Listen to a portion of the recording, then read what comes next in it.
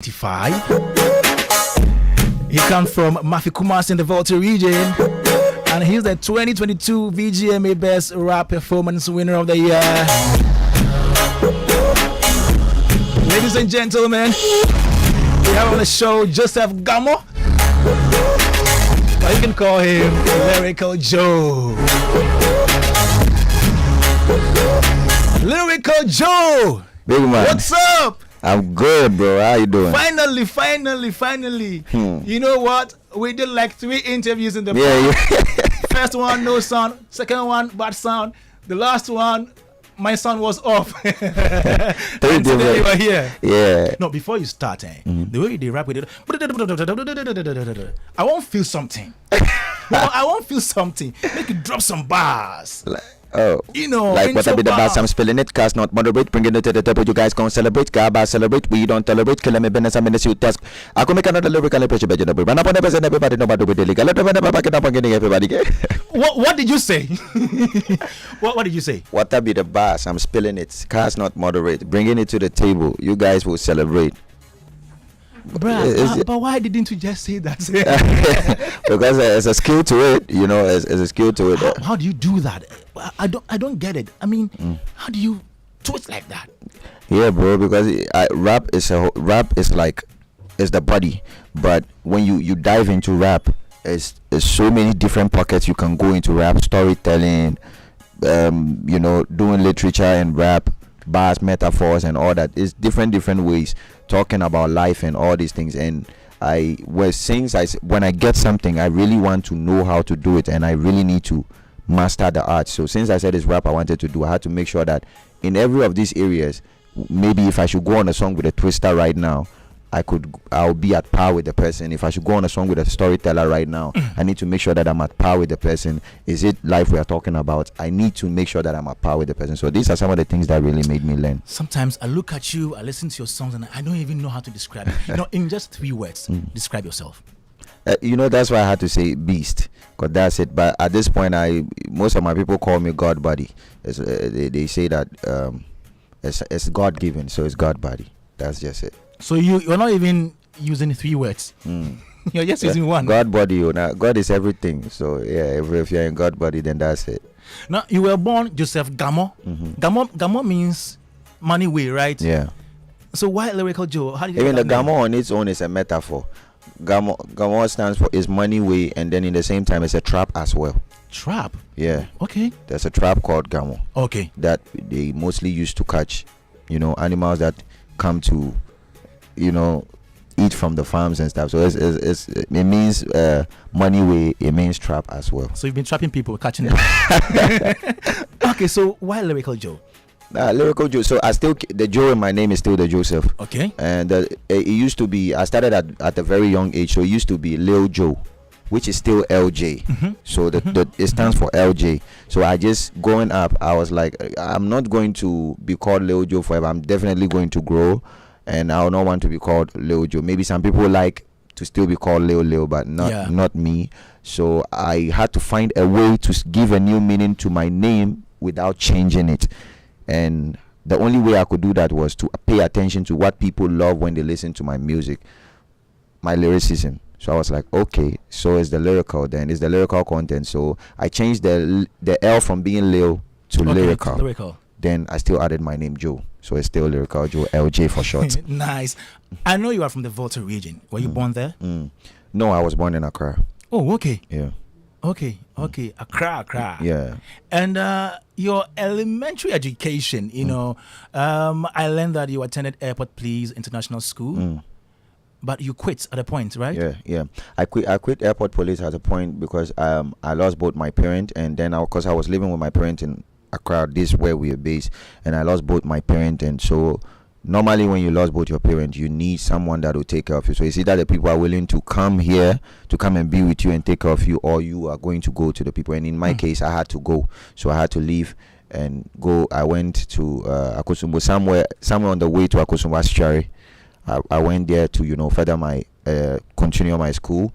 I remember, I think when my parent died, I was now going into JHS 1. So when I went there, I continued from JHS1. How old were you? Like 12 years? Or? Yeah, I would say 11, 12. 12, okay. 11, 12. I continued there. Then I went to JHS2 there. Then that's where I decided that things weren't really smooth for me. So I wanted to come, and I have this talent. Even when I was there in school, in class, I would be writing rap. Even before your parents passed away? Yeah.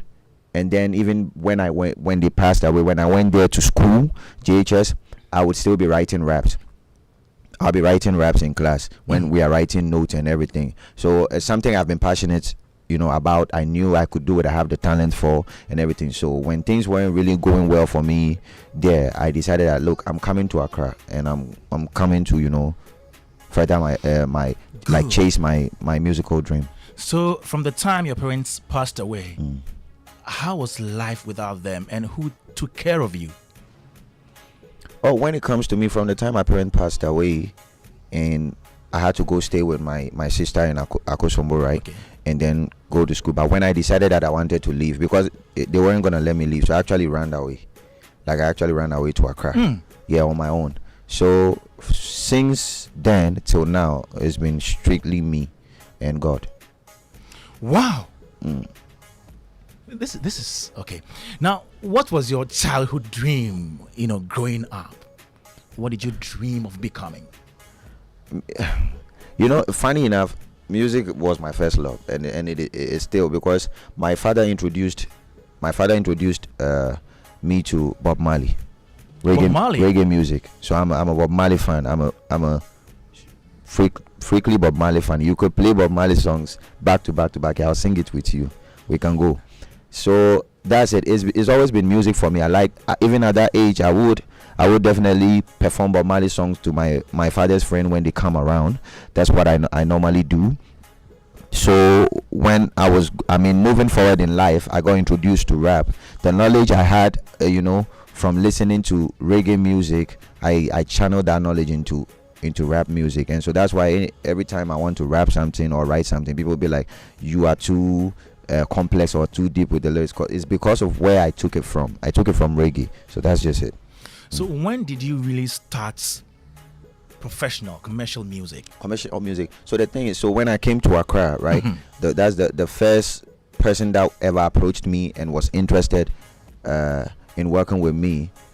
He's the one that decided to give me my first deal, and with that he was like, listen, I like you, I like your style, but I have a studio entertainment house. I'm willing to have a contract with you and everything, but first you have to prove to me that you are worth it. How? He said I should record 70 songs.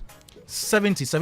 Yeah, 70 songs, and he's going to pick an album out of those 70 songs and then put me out. And since that's what I wanted to do, then that's all I had. Why not? So you recorded 70 songs? You Yeah, did? I even surpassed. I did. Where are they? I even surpassed. I did. Probably maybe some of the songs that you people hear today that I do, I pick from those catalogs and stuff. Definitely, yeah, some of them. And then so which out ones? of that, No, which ones? Which ones specifically?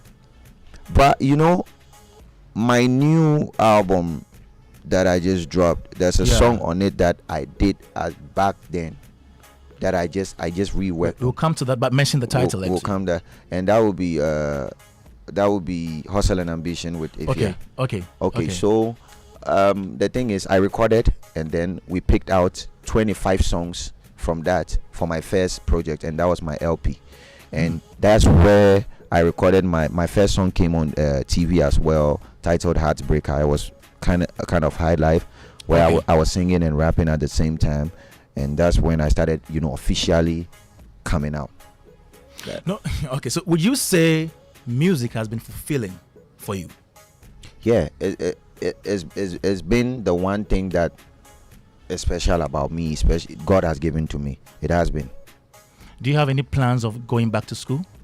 Yeah, I would definitely do, but for some specific things. Probably maybe I want to venture into some business, so I need to have some knowledge there. So those are the things that I'm going to go and get some lectures for, but not go back to, like, let's say, basic school to start from. Because if I want to do it for a means, I need to go back to JHS2 and then continue from there too. Do you sometimes think that if you had maybe a higher education, you would have performed differently from how you perform now? No, I don't. I just think that this is how God made it to be. And then secondly, since I dropped out of school, didn't mean I stopped educating myself. Education is life. School is a different thing. You know, they take you to school, but you can be inside school and not have any education. That's different. So I educate myself every day. How do you do that? It's fine. Like as I am here now, if you say something that I don't understand, soon as I leave here, I'm going to take my phone in. The internet is there. People use it for different things. I'm going to search into that. I'm going to read. They said something is happening, and I'm not just going to bypass the topic. I'm really going to learn about it, you know, to have some knowledge on this. So I'm always fresh and up to date with, you know, topics and things. Wow, we're still here. Joy 99.7 FM, Showbiz A to Z, and our guest today is Lyrical Joe. Now, let me ask you: do you think the kind of music you do has been impactful? Very much. It has. Yeah, it has. I mean, I'm here and I'm getting pictures and videos of universities in, you know, England, I mean in the UK, doing something with my lyrics and all that. And to me, that is so much for me. It has been fulfilling. It has touched people. How did you meet Mixmaster Gazi? I met Mixmaster Gazi. I think the first time I met him was Foresight, but that was years ago. That was the first time I recorded, but it wasn't on any business term or anything like that. The next time I met him was when I officially met one person that was interested in, you know, investing into my talent, and he was like, okay, I want to invest into your talent. I want to invest into you, and by the same time I'm going to, you know, do something with I'm bringing Miss Master Gazi on board, and that's how come I met him. So what is the deal between you and Master Gazi, the 2MG music? What is it, a 360 deal?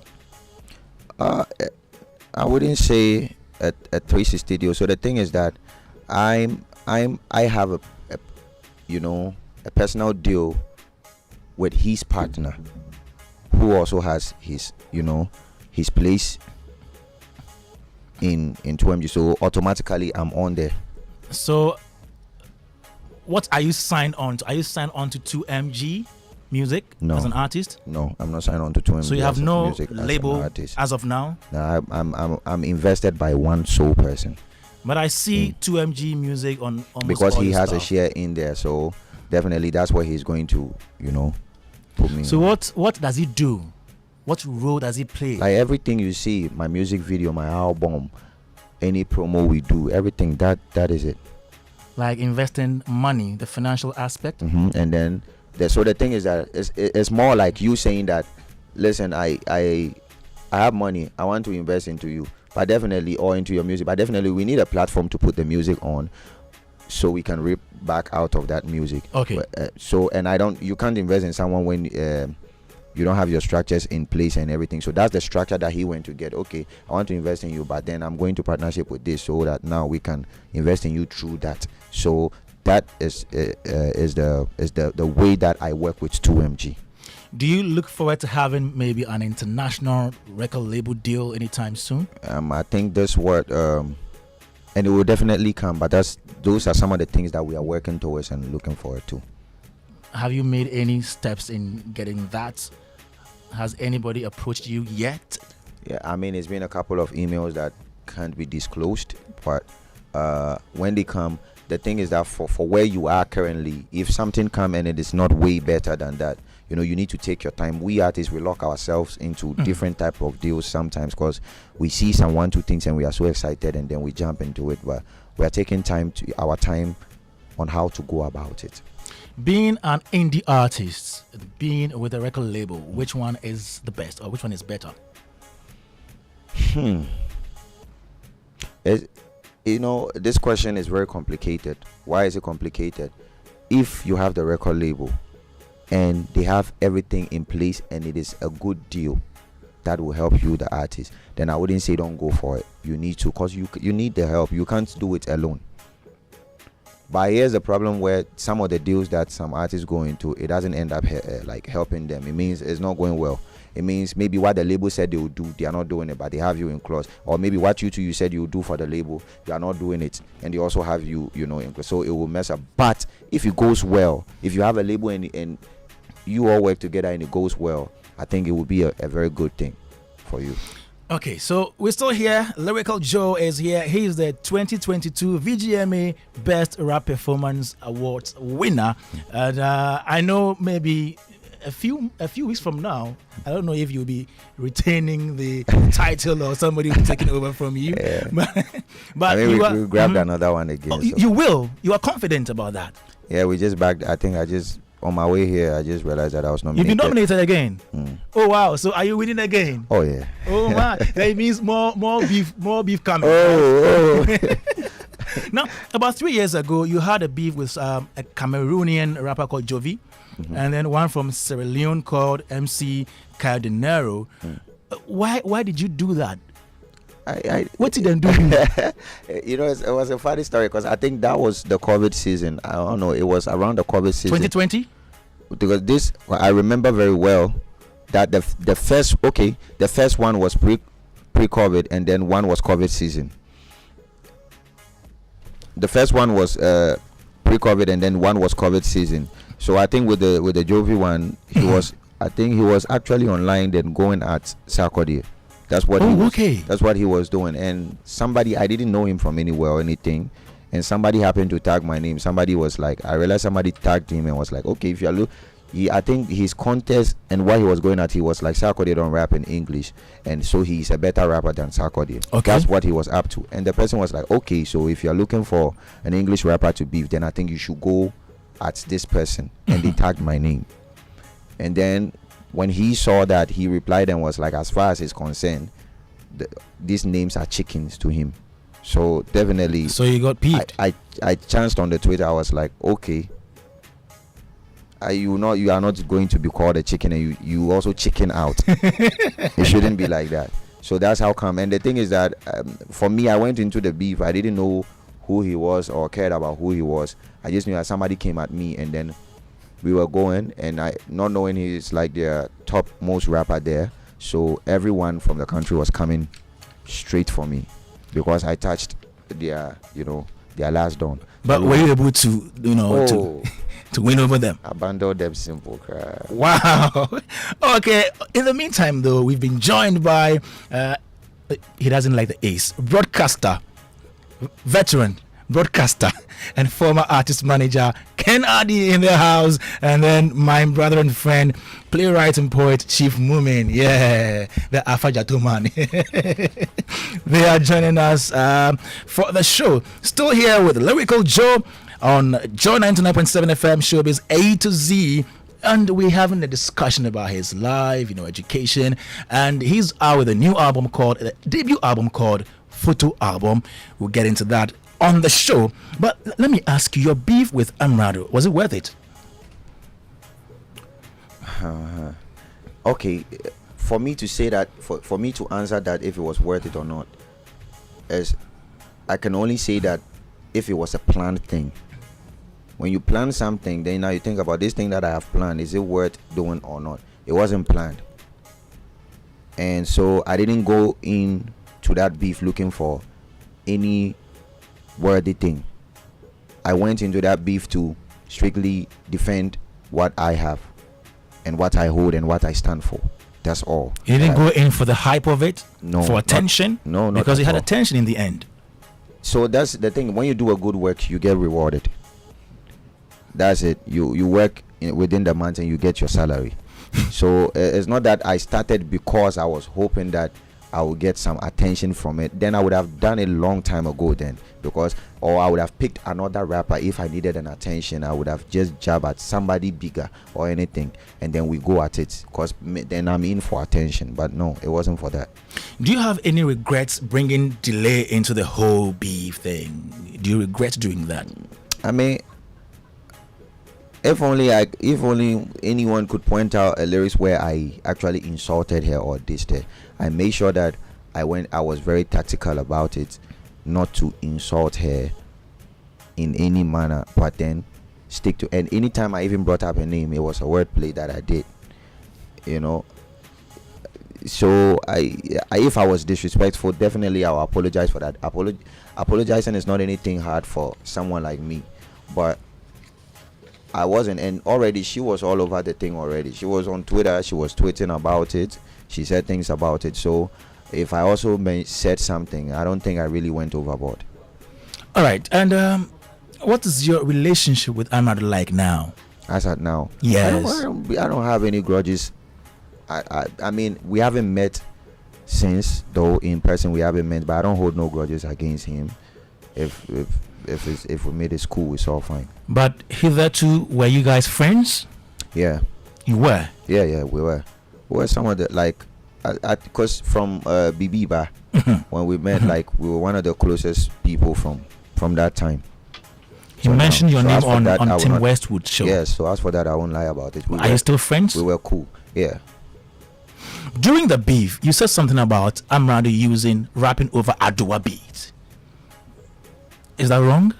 No, it's not wrong, but you want to stand for hip hop. You said you're hip hop, and hip hop is different from that. There's no disrespect to Adua, but then if we're gonna go take an award for hip hop, then you cannot use that to take it. Can't we package our own style of hip hop with our music, with our indigenous Ghanaian music, So to we sell can our do- culture? Can't so- we do that? Yeah, we can definitely package it, and that's what we're actually doing.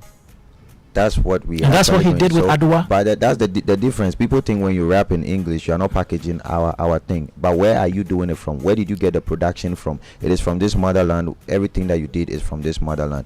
But the thing is that he's gonna come at me the same time and be like, you rap in English, like you rap in English too much and you did this. Can't I also rap in English, or can't I also go on hip hop beats? I can't. But then if the person is going to attack me with that, then I should also be able to come at him with any tool I can. Because I heard people say, no, Adua is ours. It is traditional. It is what can sell us But definitely not out there. So why do you mock somebody who is trying I to? didn't know. I didn't. So that, I'm talking. This is what people are This talking is what about. people are saying. Oh, nah. I wasn't mocking the culture. You understand? There's Abaja, which is for the LS. Yes. And I've seen EO do something Good on that. Good. But and he's that's something he's selling to the people out there. And in Ghana here, cool. We can package. We are allowed to package that, wear the kente and do this thing. Like we can wear kente, but when it is time for people to award those that dress and wear chain in modern style, and then you wear that to come and compete against them, and there is any competition and you actually mock their style or anything, they can also mock your style as well. So that's the kind of thing that came through. It's not in any form to degrade Adua or talk bad about Adua. Never. How easy or difficult is it to market Ghanaian hip hop on pure hip hop instrumentation in English out there to the world? To the world. Now, if okay, it's two things. Unless you want to just do it in Ghana. If you just want to do it for your people in Ghana, you can go about it anyhow, in any manner, in any way. It's cool. But then, if you really want to, take it out there and let the white people come to you and be like, okay, there's somebody in this country, in Africa, Ghana, and he's doing this, then in a manner, you have to let them understand you as well. And so people ask, why do I rap in English? That is the way that I know how to communicate what I want to tell them. If I definitely want to tell the white man that Adua is a very great thing, I have to tell him in English. Then now they'll come down and then come and experience what Adua is. But in the first place, I can't go and speak in the Adua drums to them. I would have to tell them in English that I have a culture called Adua. Come down and come and do it. So that's what I'm doing. I'm communicating how I can communicate my place, my country, where I'm from, to the people in a way they can understand. Okay, let me bring in Uncle Ken. Uncle Ken, we have Lyrical Joe here. He is the reigning VGMA Best Rap Performance winner, and he's talking about his career, his rap, his education, everything. He has a new album out we'll be talking about in a moment. But what do you make of all that he said so far? I've been thinking from listening to him whether there have been any reasons justifiable enough for people to say that artists from other regions other than mainstream Accra, Kumasi, cannot, do so well in our system. Because listening to him, he's doing fantastic. And so I'm here and I'm saying, nice one. Yes, somebody, he speaks with, precision, he knows what he's about, and he's achieving against all odds that people. I am somebody who has always said, what's the percentage of your rap in ever and in English? No, he does English. You only do predominantly English. And then for when it comes to my rap music, I do English. You don't do any other rap? I don't do anything. any other rap. Oh, okay. I see. I think he's okay. He's doing well. And, but he's based in Accra. He was born here. Yes, and but I thought that he was doing rap in his native. And I do it in English, and that's the problem. But do you have any plans of maybe doing one or two songs? Yeah, I can. So, sometimes I do, because I speak Ga, I speak Chi, and I speak Ewe. And so sometimes when I do music, I could put one or two, three things in there and blend it. It's just that there are some particular songs that you have a focus for, and this is how you want to do it, and the people get to talk about those songs because those are the songs that, funny enough, they like. But there's nothing wrong with me blending it with a little bit of Ewe, Chi, or Ga. It's not a problem at all. Oh, okay. I thought he was already doing that, so I wanted to weigh his success, based on the fact that even though he does it, the way I found to balance it sometimes is sometimes I do the whole rap in English. When I come to the chorus or the hook, I switch it to Chi.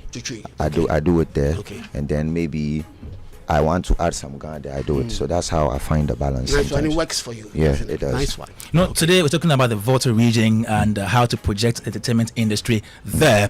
And I'm just wondering if, as somebody who is from there, you've done anything in any way to help project that side of the industry as well? The first thing I did is when I dropped my EP, I definitely went on a tour there, because then I was, I was born in Accra. I've been in Accra doing my rounds and everything. But for the first time, I went there to do some tour, and then I got exposed to some of the artists that are really doing it well there as well, like the likes of Kenny Ice, Agbeshi, Jah Fingers, and all that. And so I do my next project that I was doing, and even my EP, and like some of my barcodes that I'm doing, I brought them on. We did it, and we shot a video so that we can also establish something there, and probably definitely very soon a show. Okay, let me go to Chief Moment. Chief, you've listened to Lyrical Joe. What do you make of all that he's spoken about so far? Well, good afternoon to our listeners. I'm just trying to think if there's a question we're answering here, or if there's a situation we're analyzing. Are we going back to the topic of whether we should encourage our musicians, or our rappers, to rap in their local dialect as a more authentic portrayal of their culture? Is that like the kind of underlying reason behind the question? No. Okay. Nothing to do with language. About him and his well, I mean, I'm not a very knowledgeable about the rap industry, but I was struck by the effort he's put in. He said he recorded over 70 songs to justify his inclusion. Right? I wonder where he got that, that much production value to create 70 songs. I wonder. Probably the only question I asked is that within what period, I would like to ask, within that what period did he create those songs, and did it have a toll on the quality of music he produced, or he was just so inspired that, like a conveyor belt, he just kept producing and producing and producing. So that's a question I'd like him to address. But also, okay, sorry, you can address that. I think in that moment it was the hunger, and me. This is me that I just came back from the village to Accra, and then I came to pursue like music. This is what I wanted to do, and I haven't really recorded stuff. I had just written things that I had, and then the first person has given me a chance that, look, come and stay inside the studio and work, and I will shoot a video for you and put you out, project that. And this is me in the studio. I don't have to pay for studio time or do anything. So my hunger at that point was very high, and I was willing to do anything. So to people it sounded crazy, back then. It still sounds crazy to people now, but I did it. And for stress, I stressed to go about it, because it's a whole song is you're having a verse, a chorus, you're going back to another verse again, then the next song, and you always need to go on different topics and all that. So but it's one of those things that built me as well as an artist, where maybe if they brought a studio here right now, and maybe I walked into here and I met one of the biggest artists in the country, and they said, look, drop a quick 16, I can craft something, because my mind has been pushed to that limit. Yes. I wanted to just quickly address the issue of language, and a particular aspect of it. It's always good if we're able to express ourselves in our indigenous languages, right? Language for everyday communication is usually very different from language for artistic output, whether it is poetry or it is rap. You would have to have a particular grounding, a particular understanding, a particular dexterity, in your local dialect to be able to even use it on a more an artistic platform or formal platform. So, for example, I can speak my local dialect, which is Wale, regularly at home with my family. But if you ask me to give a speech in my local dialect, I will be fumbling, because it requires a certain level of dexterity and understanding of the language, right? So usually sometimes that's the problem, so people may not be as competent enough, because we hardly study our languages formally, right? We imbibe them culturally by growing and hearing and listening, as against, for example, English is a language that we study. We are reading materials in English, so we are a bit more proficient in its use. So there's something to be said about how we even educate ourselves in languages. But the most important point I want to make, because this has been a timeless debate, even in African literature. There was once upon a time a huge debate between Ngugi wa Thiong'o and Chinua Achebe about whether African literature can be said to be authentic African literature if it is not written in African languages, right? So Ngugi was like, African writers must necessarily write in their mother tongue in order to be authentic, and Chibe was like, well, we can still use English, or we can still use the borrowed languages in such a way as to convey the cadence, the essence of our local dialects, right? And I think that probably I am more on the Achibi side of things. I think that even if we use the English language, even as a rapper, you're using your English language, how can you still use that English in terms of the content, the motives, the themes, to still project, where you come from and your identity, or find a way of blending, as the Nigerians have done so effortlessly. They sing in English, but they are able to bring in their Yoruba or their Igbo or their Hausa, and there's an authenticity to the way that they use the language.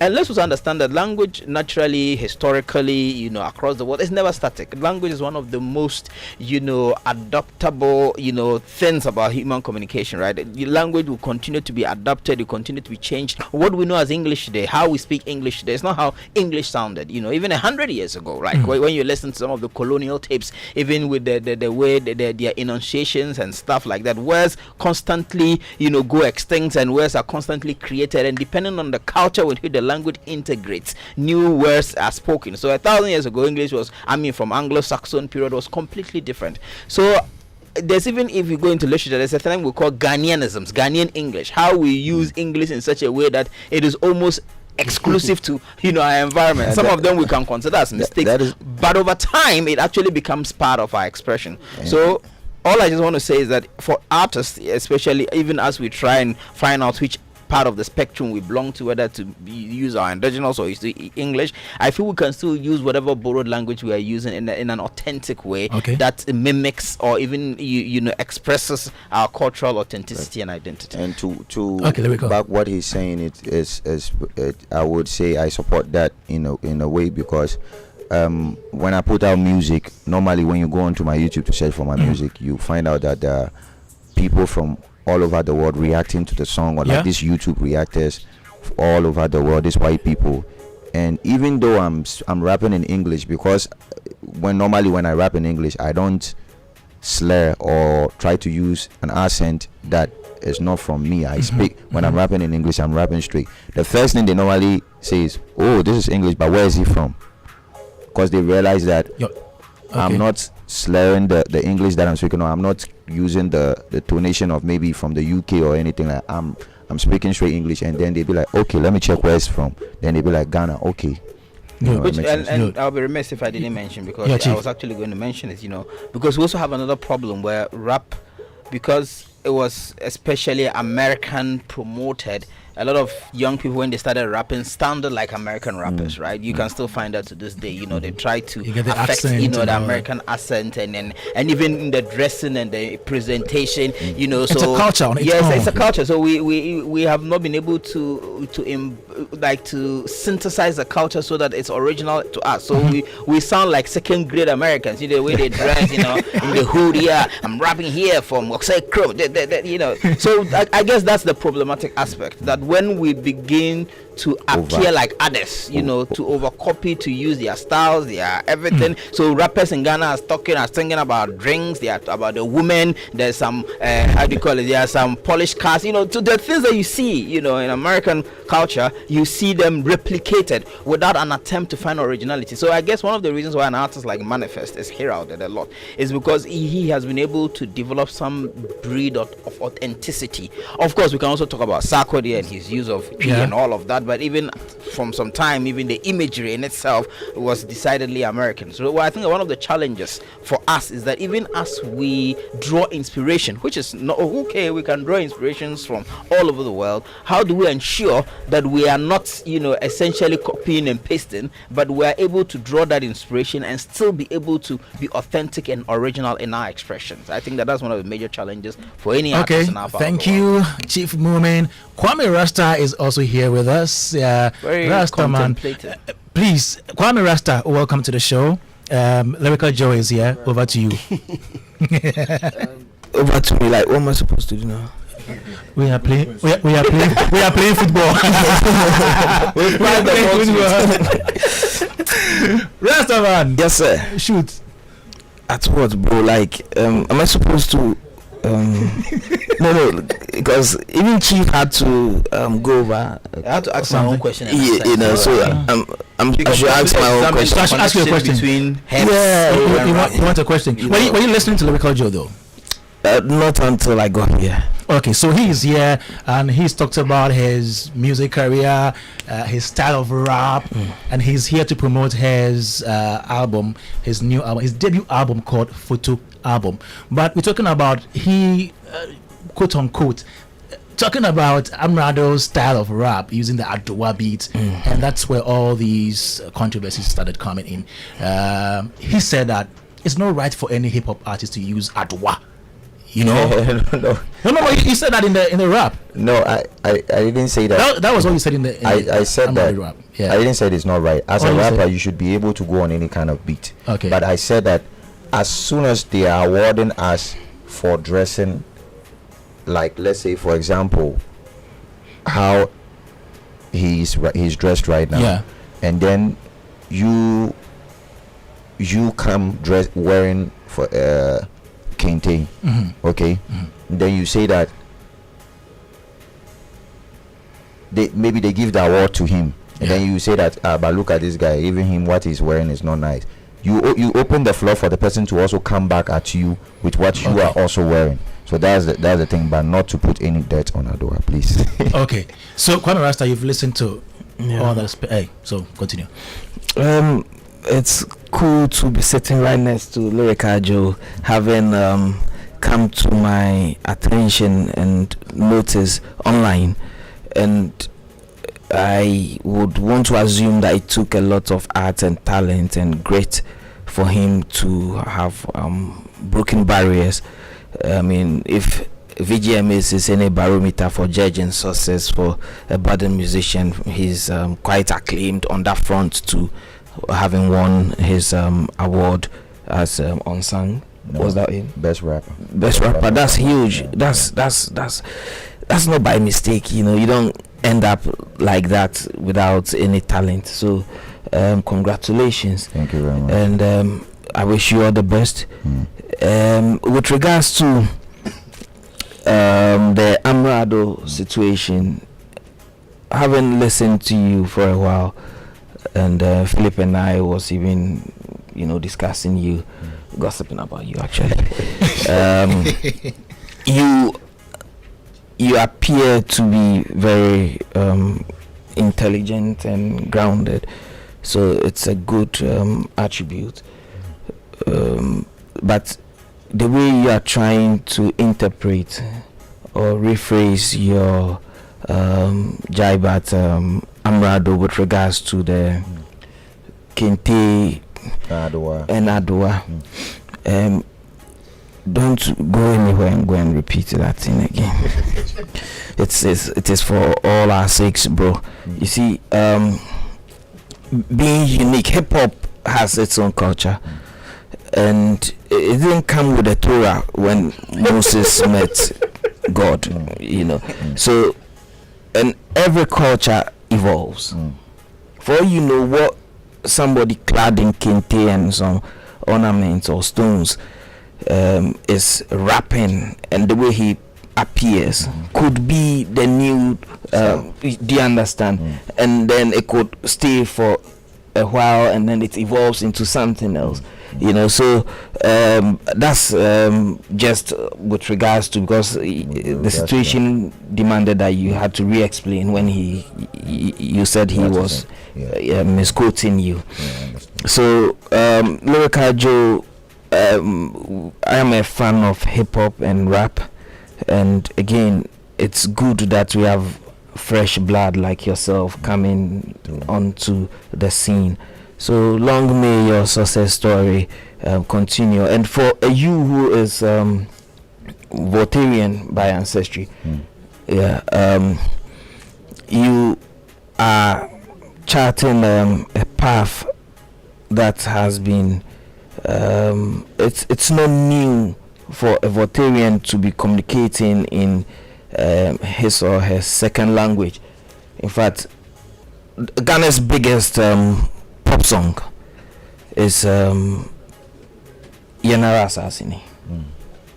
I mean, people mistake it for a song that was commissioned by the state for independence and nationalism and whatnot. No. The way somebody composes freedom. That's how somebody composes Yanara Assassini.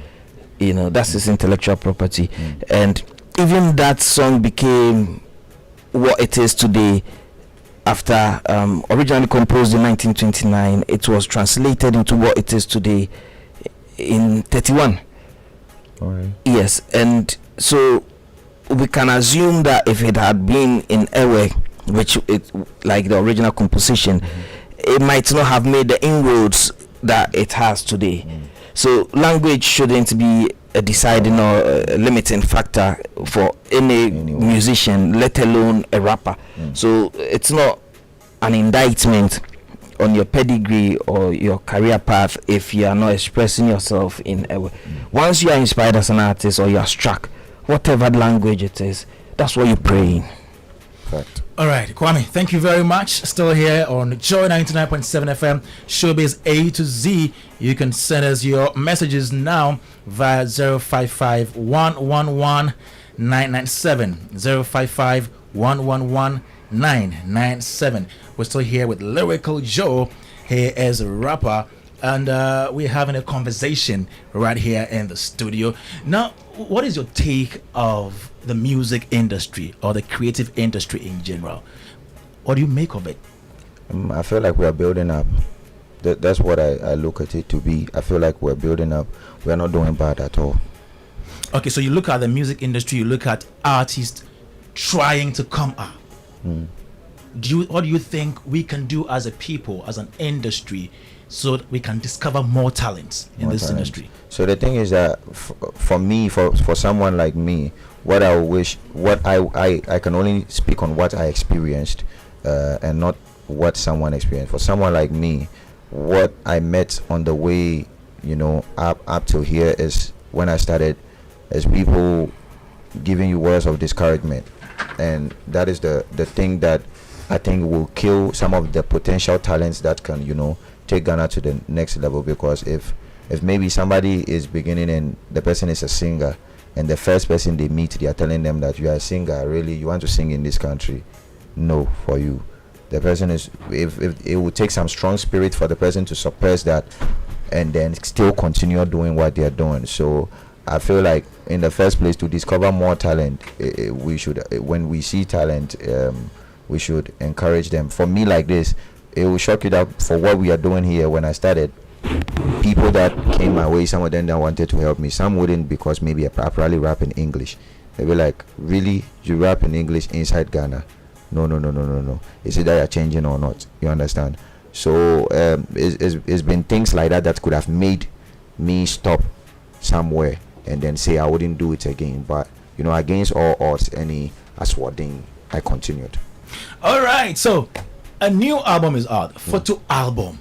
You release singles, mixtapes, the barcode, EPs, and all that. Now you have a 15-track album out. Yes. Photo album. Why photo album? Photo album. This is the first photo album that you're not going to be looking at pictures, but then you're going to be listening to audio. I just packaged a picture of my life, where I've been, where I am now, and then where I'm going to. These are the pictures that are in this photo album, and then I decided to paint those pictures with words, and then present it to the people in an audio form. So how long did it take you to put together this 15-track album? In a space, I think I worked for this particular project, I would give it like a space of 3 months. I was supposed to drop it somewhere last year, but then we're already close to December, so I decided to postpone to this year. Wow. I've listened to the entire album. I was at the listening session. I love the intro, the Two Eagles. There are songs like Hustle and Ambition featuring Ifia. We have 9 Bottles. We have Me to You, Me to Me. We have C-Size. We have Judas featuring Medical. We have Flex featuring EL. We have Amen. We have Street Prophets. My favorite, Street Prophets. Tell me about that. Street Prophets is, we have people on the streets and people that are going through some kind of lifestyle that feel like they are not church worthy, or because they will be judged. You understand? But this Street Prophets is a song that is telling you that, listen, I'm the prophet and I am on the street with you. I'm in the gutters with you and I'm preaching. I'm talking to you. So that's the kind of idea I brought to that song, and let you know that even if you're in the gutters, we are in together, and then you are worthy. We can do this. Is there anybody you wanted to feature on this album that you didn't get to put him or her on? We are the person. I think it was one person. It was Calligraph Jones from Kenya. We spoke, and he actually wanted to come on to the project and everything. It's just that by the time I dropped the intro, that's when he got. He was like, "Damn, I haven't sent my verse. I guess you've already submitted the project." I was like, "Yeah." So we're like, "Okay, for another project, we will definitely work on something." Wow. And do we have videos already? Yeah, we have videos for ABCD. A video is out already. I have a video for the song with Medical is going to drop. I have video for Amen. A couple of the features I have videos. Are you doing videos for all the songs? Not all, but definitely some specific ones, and ones that people will gravitate towards much more as well. All right, so Lyrical Joe is right here with us. We're talking about his life, his career, and he is out with a new album, with his debut album, photo album. That is the title of the album, and we are talking about that right now. How do we even get access to this particular album? How do we get to stream or to listen to it? I mean, since the night it came out on the 17th, it's been on all streaming platforms. You just need to go on there, preferable wherever you use. Is it Deezer? Is it Apple Music? Is it Spotify, Boomplay? Anywhere, you just look for Lyrical Joe photo album, and then you have it. When you go onto YouTube to Lyrical Joe photo album or ABCD, the video is out there as well. So you just need to use where you want to. All right, still right here. It is Joy 99.7 FM. Talking to Lyrical Joe. The photo album is out already. Go stream it. Showbiz A to Z, Joy 99.7. Show sponsored by MTN. Everywhere you go, Superstar Multi-Food Drink, Casa Preco Company Limited. And we're on till 6. Now last week, we were at Afajato, Bledi Bogame. We had a good time. When I say I enjoy the food, people say you be foodie. Good food, good people, and beautiful.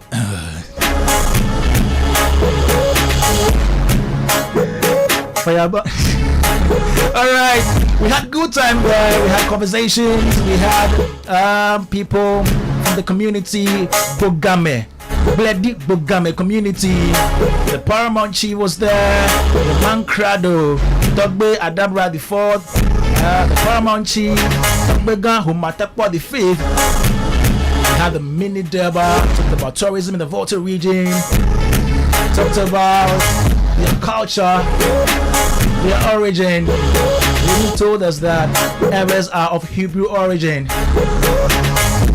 Then some of us climbed the Afajato. Some of us, including myself and Chief Mumin. Now I want to go straight to Chief Mumin to give us, his experience last week. How did he feel? Apart from the discussion and the food and his poetry performance on the mountain there. What happened there? Alright, so this is to dovetail into our discussion this afternoon. During the concluding part of this whole conversation on the Ebe people and their tourism and culture and arts, we want to look at how to project the entertainment industry in the Volta region. But Chief Mumin, how did you feel? Tell us, the whole experience, a Fajato experience, the food and the mountain. Oh my God. Uncle Ken, Kwame, you guys you missed though. Yeah. Yes. You invite me. Oh, we did. Well, probably they thought that the stress of climbing the mountain would not. You should be have very it. careful with your menstrual Yes, supplements. You should be very careful. Yes. Yes. So we were concerned that climbing the mountain at that time within that environment would not be good for your very But delicate did skin. everybody that went Your delicate climb the skin. mountain? Well, Did all of you that went? we were all supposed of you to, climbed the Chief, mountain? and Can you start some of over them again? chicken out. So that- Exactly. So why can't those of us who wouldn't want to climb chicken out? Oh, okay. So Uncle Ken, we've established the fact that if you had gone, you wouldn't have climbed. Exactly. Okay, great. Because not to say that you are Throw not strong. that excuse somewhere. You don't see that. Okay, let me answer the question. About Uncle Ken, you missed. I think that we had a. You see, he's going on. No, I'm only using you to address the audience, the listeners. I think it was a fun. It was a fun trip. Thanks to our dance, we got there. We settled. The best thing about the place we're living in is the food. We had some really authentic Volta region food. Like I was a bit surprised though that someone leaves Accra, goes to the Volta region, and orders for fried rice and chicken. It's one of these Gen Z guys, our social media guys. Because they had such a buffet of options. They had Akple, they had Fetrijazi. Was it free? No, well, I didn't pay. So Yeah, that's what I wanted Sorry, to sorry. establish. So I enjoyed the food. It was very good. I climbed up the mountain. I summoned the courage to climb up the mountain. Did you get to the very top? Oh, I got to the summit. I got there. It was Chief, difficult. nice one. Yeah, it took us almost an hour and a half, an hour and 20 No, minutes. congratulations. Yes, and we got. But it was difficult. Someone actually nearly fainted and had to be carried back, but Wow. he also made it. But it was Who? tough. One of the people we went with, one of the joinees okay. team. But the indigents, it takes them like 15 minutes to climb up the mountain. Yeah. 15. And there was a gentleman who, when we got up the summit, he had like an ice chest with water that he was selling, and he mentioned that it took him about 25 minutes. I was like, wow, but that's With because his ice chest? with his ice chest, you know. Okay. So when That's you nice go of there, him. the bottle of water costs you 10 cedis. What will That's cost nice you of at the him. base Yeah. 3 cedis? Yeah. Obviously, because he has added Yeah, value. he's had to. You know, and we had a very beautiful conversation. How long too. did it take you? 1 hour 20 minutes. Yes. Look, 3 minutes into the journey, like into the hike, I was like, wow, I could feel my heart palpitating. 5 minutes we had to rest. Like I was sweating, and you know, the last 15 minutes of the journey up the mountain, I was in a trance. Like, because I was just so overcome, you know, with the stress and the fatigue. Also because I feel maybe because I'm growing old. I remember I've been there before, like 10 or 15 years ago. It wasn't, I don't remember it to be this difficult. So it was also a moment of sober reflection that, you know, I came here 15 or 10 years ago. I could climb it with alacrity, and now I'm beginning to feel the weight of age. It made me question some of my life choices and to see what usefulness I can put myself to in the next decades, you know, hopefully, so that by the time I'm at Uncle Ken's age, I'll still be as dapper. You see. As dapper, you know, and as fresh as he is. But the last thing I want to mention, every time I go to the Volta region, I'm coming back. One of my favorite things is to stop at what's the name of the place? Atimpoku. To buy the Yes. shrimps. Yes. Oh God, I had a shock of my life. Everybody loves that. And the shrimps now is very expensive. So I hear. What we used to buy for 15, 20 cedis, they said 50 cedis, and I did my own share of, you know, but I had to buy a couple of it. And I bought what's that thing, the other one that comes with a bolo The with a abolo. 1 man 1,000. And the 1 Yeah, man yeah. 1,000, Immediately I got home, that was the first thing I tackled. Yeah, and it was very fresh, so it was quite fulfilling. But the price has really gone up. But all in all, I mean, it was a male-dominated trip. I don't know why. I mean, it was such a male-dominated trip. There was no balance in the representation. So, you know, a bunch of Kankwe people in the bus. You guys You describe us arranged it as yourselves. Kankwe. Well, I mean, we have to ask Philip, you know, why Why you didn't include any females? on the Yes, you trip? know, to also have their fair You share. didn't trust yourselves? Oh no, I mean, no, definitely not. I mean, I overheard Kwame having a conversation with someone to come over. or something, You but- did not. You did I don't know, was not. that the producer? No, okay. Next Okay. question. Yes. So, Chief, Yeah. tell us about all that you learned from the conversations we had. One of the striking things that one of the gentlemen who runs, I think, an eco village or settlement, Kumagavi, right, mentioned Yeah. was that Is that what- where you stayed? No, we stayed. What's the name of the place? I forget. The really high. It was really. It was a lounge. modest. It was modest Really height accommodations. lounge. You know, I but it haven't was. said it was extravagant. No.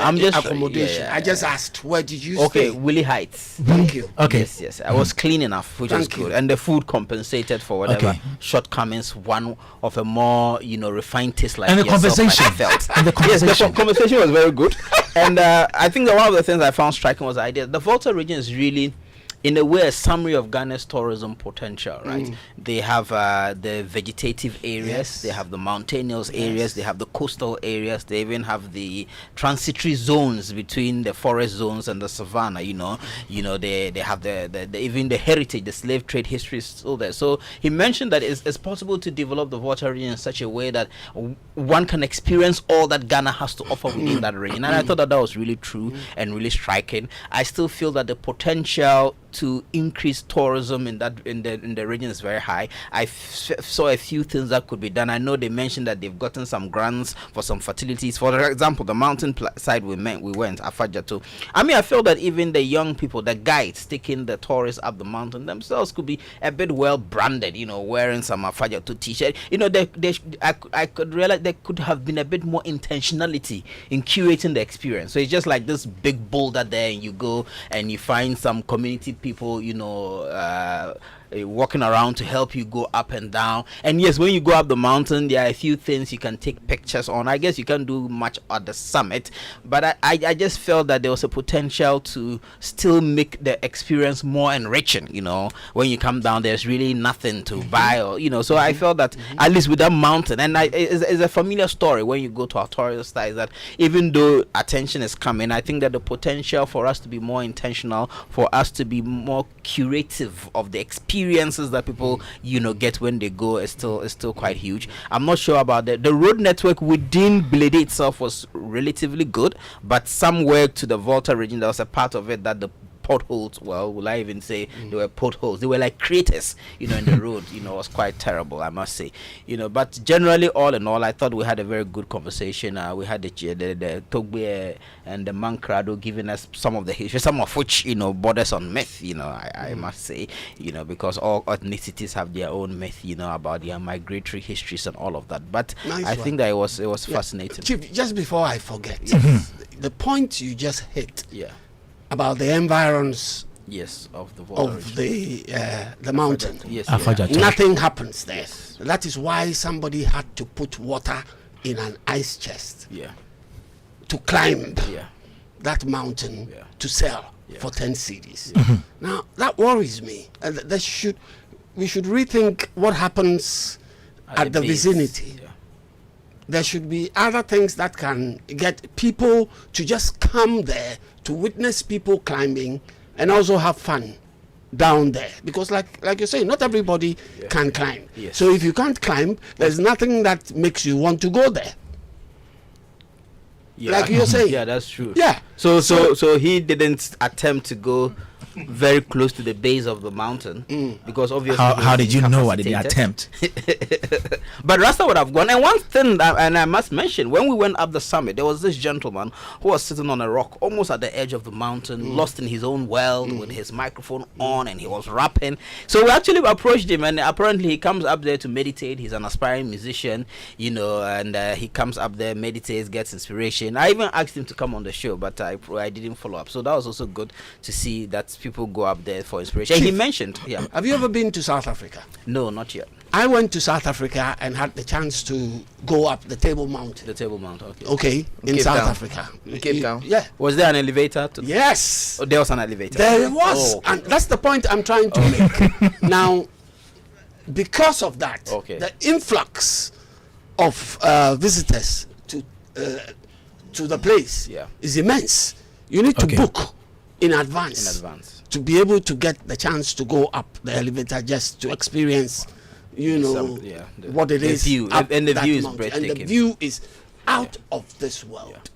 I think that Don't if you think we can? we can, Uncle Ken. I mean, sorry for cutting you, but you've made such a tremendous point. Now, there's like a range of mountains around, the Afajato Afajato, area, and look there's at even that. one that goes to where the waterfall is. So when I was Look at up the that. mountain, I was Yeah. just wondering if there was like cable cars that connects from the summit all the way to where the waterfall is. It would be such a surreal experience, right? So, I mean, of course, these things The investment require is huge, investment, though. right? Yeah. So that is Yeah. why, I mean, on the show we mentioned that really people should see, I mean, tourism as an investment opportunity. It doesn't have to be a government. One successful lyrical. When you become big and you make millions of dollars, you could probably go and build a cable car as a business opportunity in the region, right? So I think that potential is there, to add value to what is already there in order to increase, the visitation. Okay, thank you. Lyrical Joe wants to take leave of us now. Thanks so much for coming, Lyrical. And the show continues. Showbiz A to Z. Can I please ask him a quick question? Before he goes? Yeah. Lyrical Joe? Yes. Before he goes? Yes. Okay. Joe, Meanwhile. Chief, in his closing remarks, cited or used you as an example that if when you make your millions of dollars, you'd probably want to invest, considering the way things are, when do you reckon, maybe next 2 weeks, maybe 10, 15, I mean, do you think it's going to get there? Ye Rasta, little faith. I believe that. I'll be very careful, you're on radio. I'm a person of so much belief in manifestation. So for what he said, I believe that is something that can even happen within 2 years, a year. I believe. Believe in manifestation. God bless you, brother. Welcome. We need 2 years. investors to We bring, do. We do. we'll be here. Okay, Thank you. thank you. Kwame, thank you very much. But Kwame, Me too. have you climbed the Afajato before? Have you been there before? No, I have, but I have been haven't climbed. It's a Mejope, Okay. which is another section of the Volta region that I climbed, and then the one that leads into Togo in the Uti region, Chelenga. Okay. That's 4 hours. The mountain. How was the experience like? Can you share with us? Yeah. What I have in common with Chief when climbing such a mountain is when at a point you start taking stock of your life, because you kind of feel like you'll be dying soon from fatigue. And when you get to that level and you continue, because you really can't walk back. Okay. You get into a certain realm where you don't even feel the tiredness anymore. You are like on autopilot. You just want to get to the summit and the final destination up there and make it all count. So for me, who's done Obotebri in Kufuridia multiple times, I've done the Mejope one, I've done the Chilinga into Togo. Wow. It's quite an experience when I am in the company of first timers and they are crying and they are cursing me out, and I feel so good that finally I am better at something than these people. It's quite exhilarating to be in that spot. But most importantly, if you are from my stock, as an art agent, you see opportunities. Okay. You actually feel sorry for us, that there's so much that could be touched to yield a lot of tourism revenue, and it is sitting down. So much like zip lines, like canopy walks. Okay. Because all these mountains have at least 2 waterfalls within, apart from the game, apart from the wildlife. Now, these are pictures or landscapes that fetch a lot in Central and East Africa and Southern Africa. And we see these footages and we feel sorry for ourselves, but there's so much we have here that we do not, we haven't harnessed. Beyond the tourism agency, I do not know who. I mean, we are at a point where we are hoping that Lyrical Joe makes it and then he comes to invest. That's how real our situation is with regards to efforts to rebrand, repackage, and sell or take advantage of our tourism and tourist depots.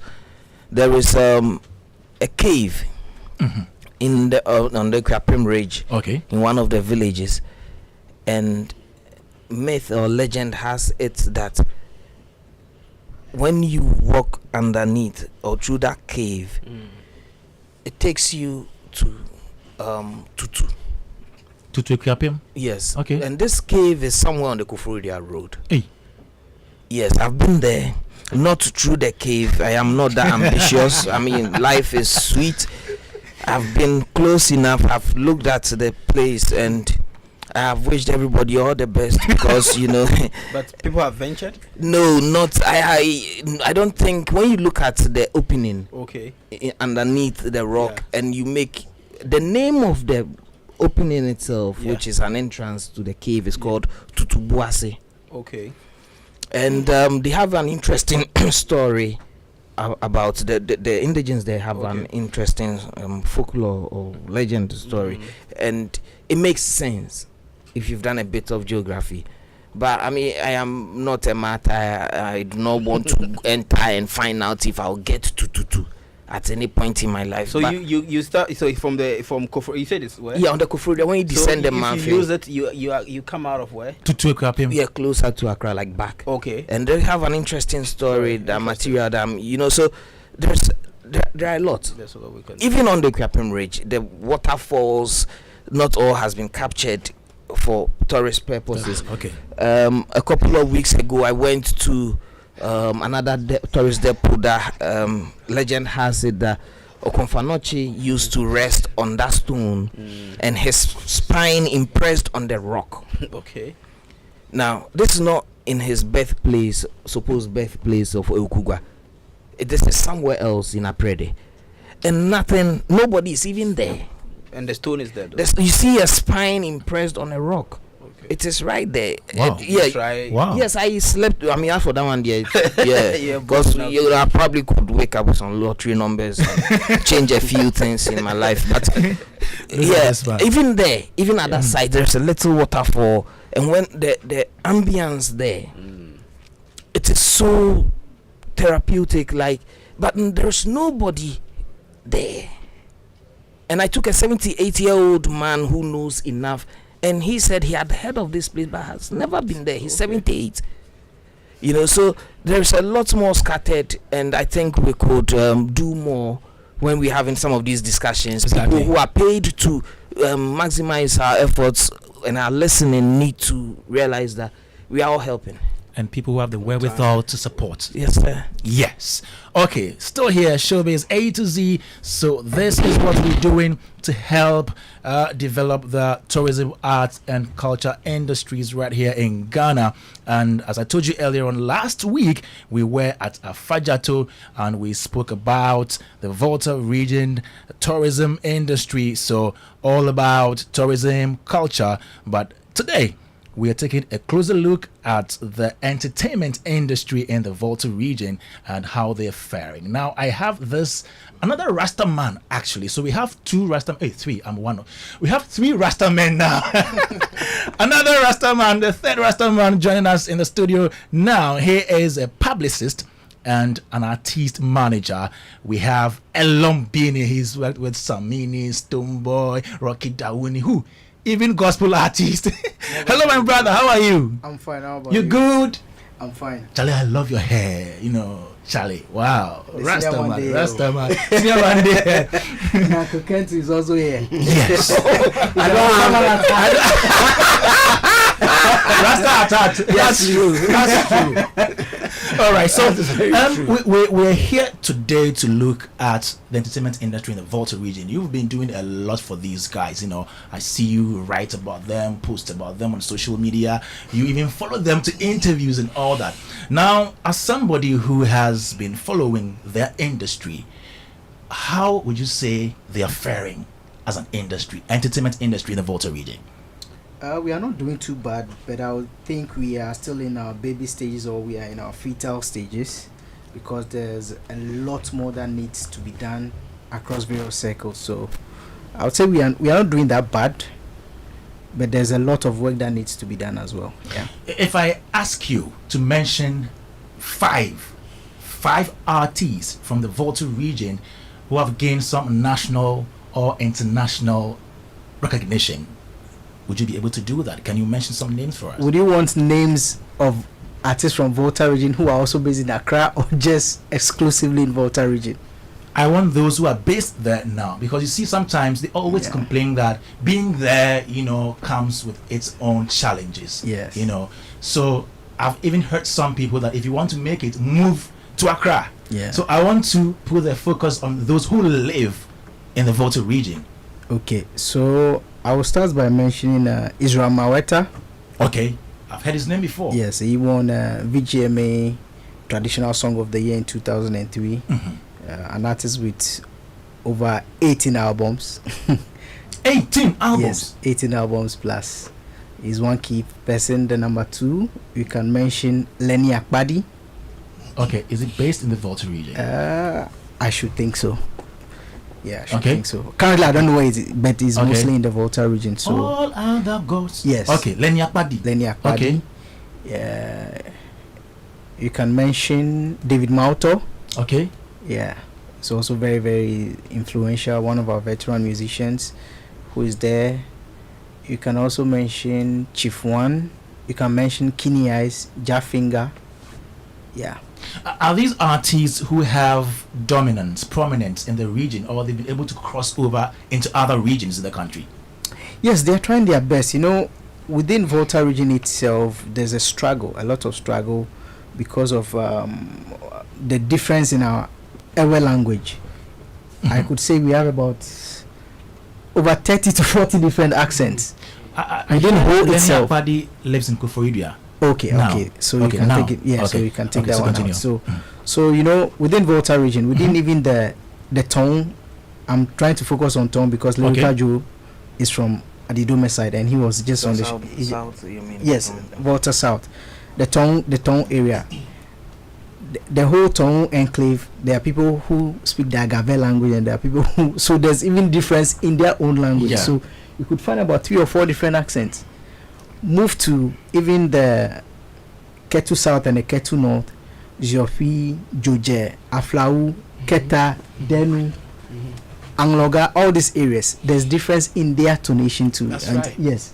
So it's quite difficult. And when it comes to Ho itself, the whole municipality from Adaklu, Ho, Pengwe, Takla, my village Lefi, Amejope, and all these areas, there's difference in the Ewe language.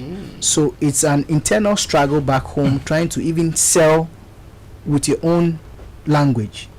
But there's a beauty of it too as well, because the multiplicity of the diversity. Yeah. It's good and it's beautiful, regardless of which part you come from in the Volta region. When you try to articulate yourself in your music, they still understand. But sometimes it can be difficult.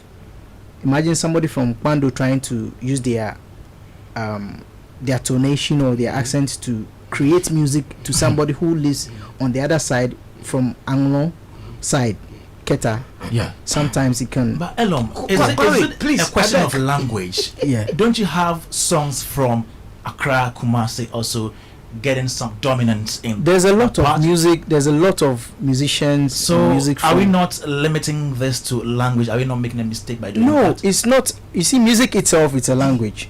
Yes. We play Yes. Yusundu, we play Salif Keita, we play Alright. Angelique Kijo. We don't understand a thing from their song.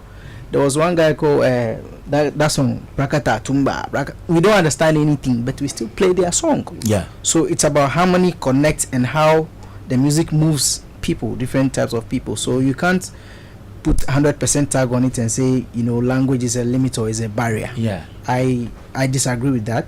Yes. Yes. Uncle Ken, you want to say Kwame, something? Yes. Just before I forget, Yes. he made mention of the various tonations Yeah. in dialect within environments. Yes. And I find the same happens in Akwapim. If I come from Akropong, right? Okay. I can tell when somebody from Aburi speaks Akwapim. It's slightly different. Kokona Bre. Well, from the way an Akwapim, Akropong person will say. Likewise, Mampong Yeah. or Tutu or Busmasi coming up. Those tonations has, but you need to know to be able to differentiate where the Akwapim is concerned. Kwame Anambwa. But I think the issue we have on the rage is more of an accent thing. Accent, yeah. Theirs is more of a dialect thing. Oh, okay. Yes, because again, when somebody comes from Jokpi, near Pando Hohoi, they speak almost a completely different language to somebody from Alakle, which Yeah, is but it's Stoneborough. the same So it's I think theirs is more deeper and it informs. And again, it's not misplaced to say this because it could have issues, but truth is. And we've heard stories of them not being together, supporting their own Okay. Yeah. unanimously, because again, it is inspired or informed by the various sects within that region, almost as if this one and this one are not really cool like that. So when an artist busts from Pando and he's speaking in purely Pando terms, it kind of reveals his roots or her roots. Now somebody from Aflao or Ketu or who, so some of these things, and it's not easy to speak to them. And in his place, him having been the leading crusader for over a decade, but how can we because if we are citing 5 and the second name he mentions is Mr. Pedi Lenny Akpadi. Akpadi. Akpadi. And he lives in Koforidua now. And then the first name he cited was somebody who won the cultural Israel Maweta. Israel in Maweta. 2003. That was when Tiny won Artist of the Year, Junior Discovery of the Year, 2003 Ghana Music Awards. So that should tell you how there is total dearth in talent, which could overall, I'm sure you get to Voltarians who don't dwell there, but and then it will not even be a conversation. They are miles ahead of other ethnic groups in Ghana overall.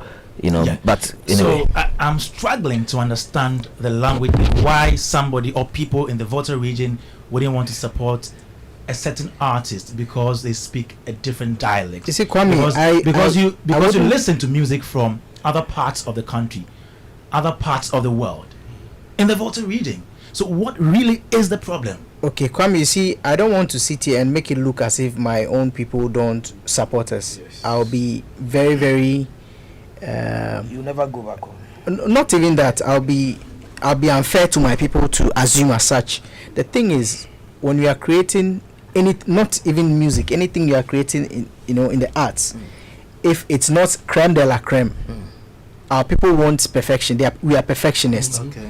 Not to say other regions don't look for that, but you have to go the extra mile to be endorsed or to be supported. So if you are trying so hard and you have somebody like Philip Beho, Ephraim Amu, who have set certain standards, people like Israel Maweta who have set certain standards, the Lenny Akpadis, the David Maltos, even creeping beyond Ghana into Togo a little bit to include another Ewe artist, Agbotiao. These are people who have these are people who have set certain standards. So if you are not able to live up to the level of these people in terms of creating content, how do you want to be supported? So it's not as if somebody is from Pando and is doing music, somebody from Ho or somebody from the Tong side or somebody from the Anglo side doesn't want to support. They want to support good material. Chief One comes from Ziopi, but is one of our recent artists. Is this Jope or Ziop? Ziopi. Oh. Ziopi. The one near Tafiatome? No. Tafi Atome is in the whole close to the I think South Dying Then there's a constituency. Jope there. No. I'm a Joffrey, not Ziopi. Okay. I'm a Joffrey, that is whole West constituency. Continue. That's fine. So it's not about people not supporting you. There are so many artists. There's Skinny Eyes, there's Jafinga, there's Agbeshi. So you have to come out with the best for our people to accept you. And I also see it as an examination stage whereby if you are able to pass that exam back home, then you are ready for the markets beyond Volta region, whereby Ghana or the world at large can embrace you. And you have some artists passing the exam, right? They've so many So multiples how of are you them. pushing them to the next level? You know, apart from this, there's a lot of issues that's bordering on financial support, human resources, and facilities. You could have an artist who is extremely good, a very good songwriter, but they don't have the means or the facilities to record in the studios. Not to say that we don't have producers in Volta region, but some of them, they are foundation producers. Kwame Rasta is here, he understands what I'm saying. They are foundation producers in the sense that they can create the basics of the musical composition. Beat, Hellegbe, and all those A people. lot of them. You know, some of them are foundation producers, so you need to move that creative work to somewhere else to mix and master to get what? A top rated or a standard production that Joy FM, when Joy FM listens to you, they know that, oh, this is a correct record that they can play. So if you come, you're a very good songwriter and your production is bad, how can somebody play you on air? So these are some of the challenges that our people go through. Some too are able to get very good production, their songwriting, everything on point, but there's no finance, there are no labels, there are no revenue available for them to push their music to the next level. So there are so many factors that, you know, borders on these things. And also human resource. Some of us are based in Accra, but frequently I go back home because my family lives in Volta region. So almost every month or every fortnight I make sure I'm in the Volta region because I don't want to lose touch of home.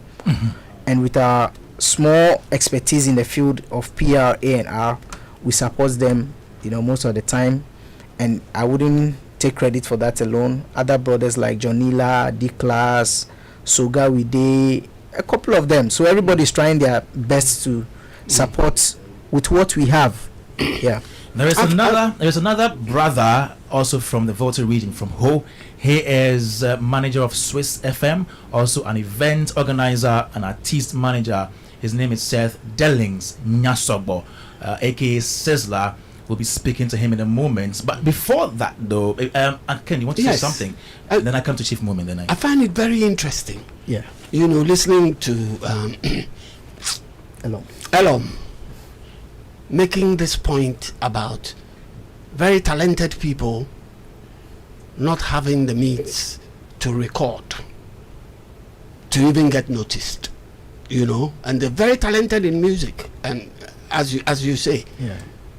And I throw my mind back to years ago. Yeah. How were most of these upcoming musicians discovered? Back then, people went around doing demos, you know, to send to producers that they knew about. You know, the producers listened to it and then invite these people and invest their monies in the ones they deem marketable.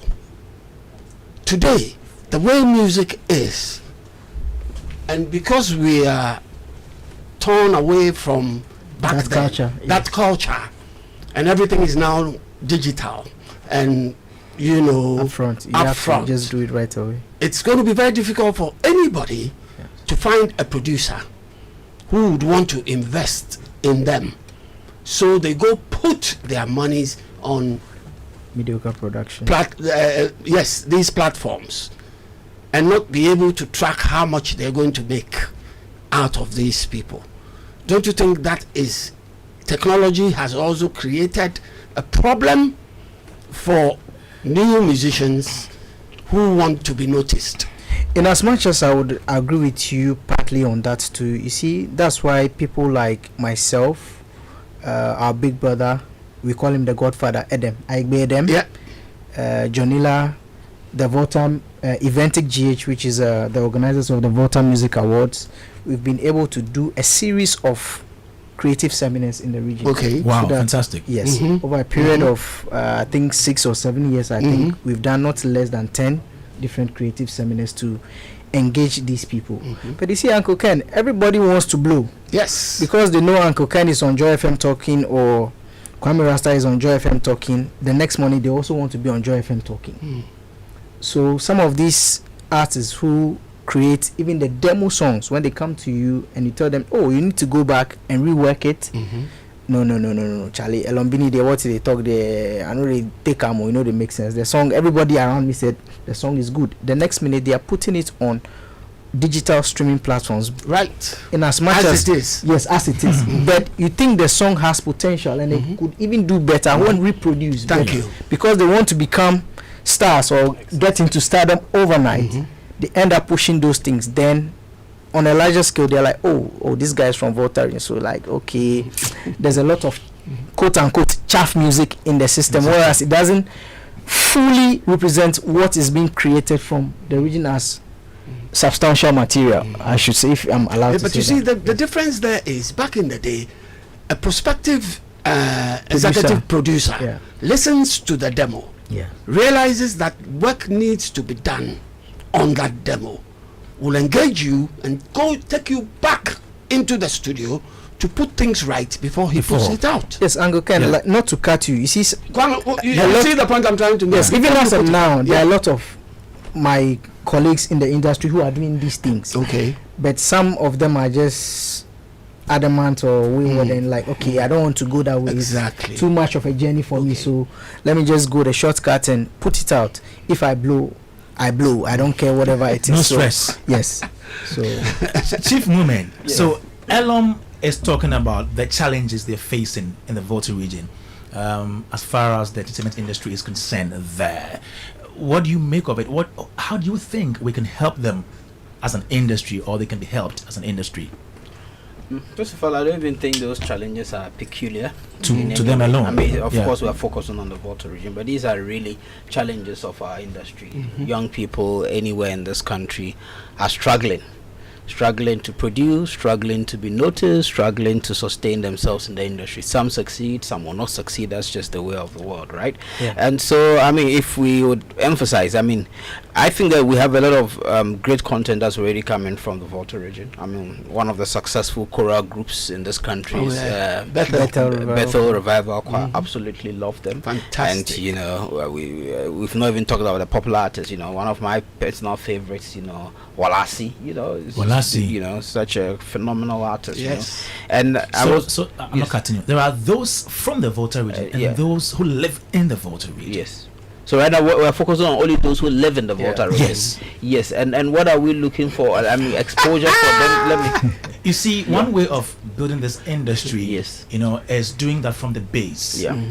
Most times the attention is on the national. Those who I are agree with having the you. national And attention. Yes, let me just say, and you know, I've talked about this on the show. For me, Good. success should not be completely that you have to blow nationally or internationally. You have always Because said- we've complained a lot about how now everyone wants to win a Grammy, right? And it's become a focus, you know.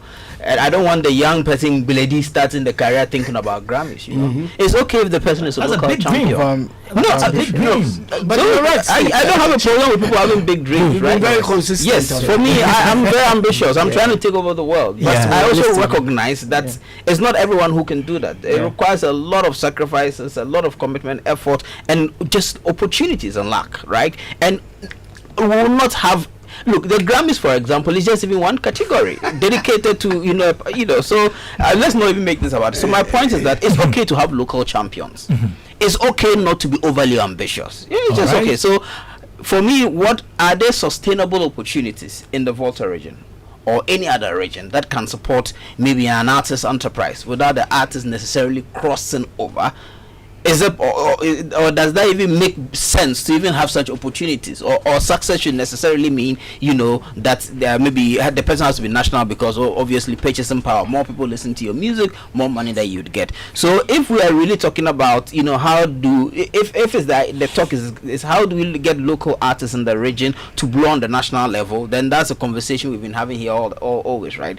Opportunities, investment, notices, but really the thing about music, and it's really a universal truth in this country and everywhere, you would always have a number of people at the base struggling, but the top is a pyramid. Some would blow, some will not.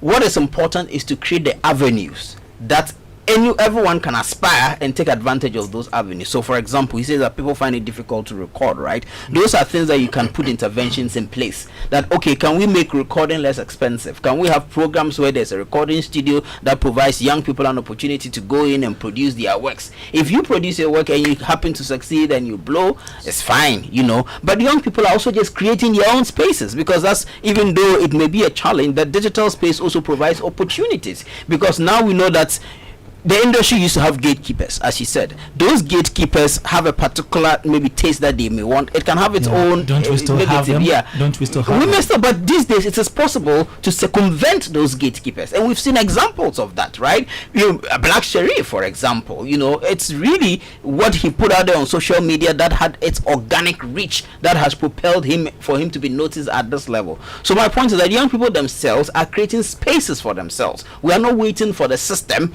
Let me just say that I was at an event recently and I was told that based on the AU statistics and blah blah blah, I have 2 months more to classify myself as a young person, as a youth. So Uncle Candice to serve notice that in 2 months I will come here, with the aura of an elderly person. Now, why did you have to reference me? Oh, Uncle, it's out of deference, to you and your maturity.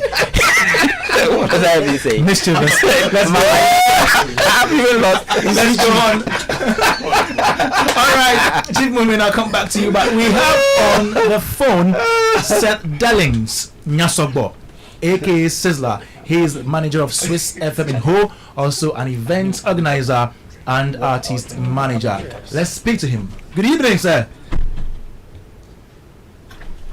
Good evening. Okay. Good evening, Sizzler.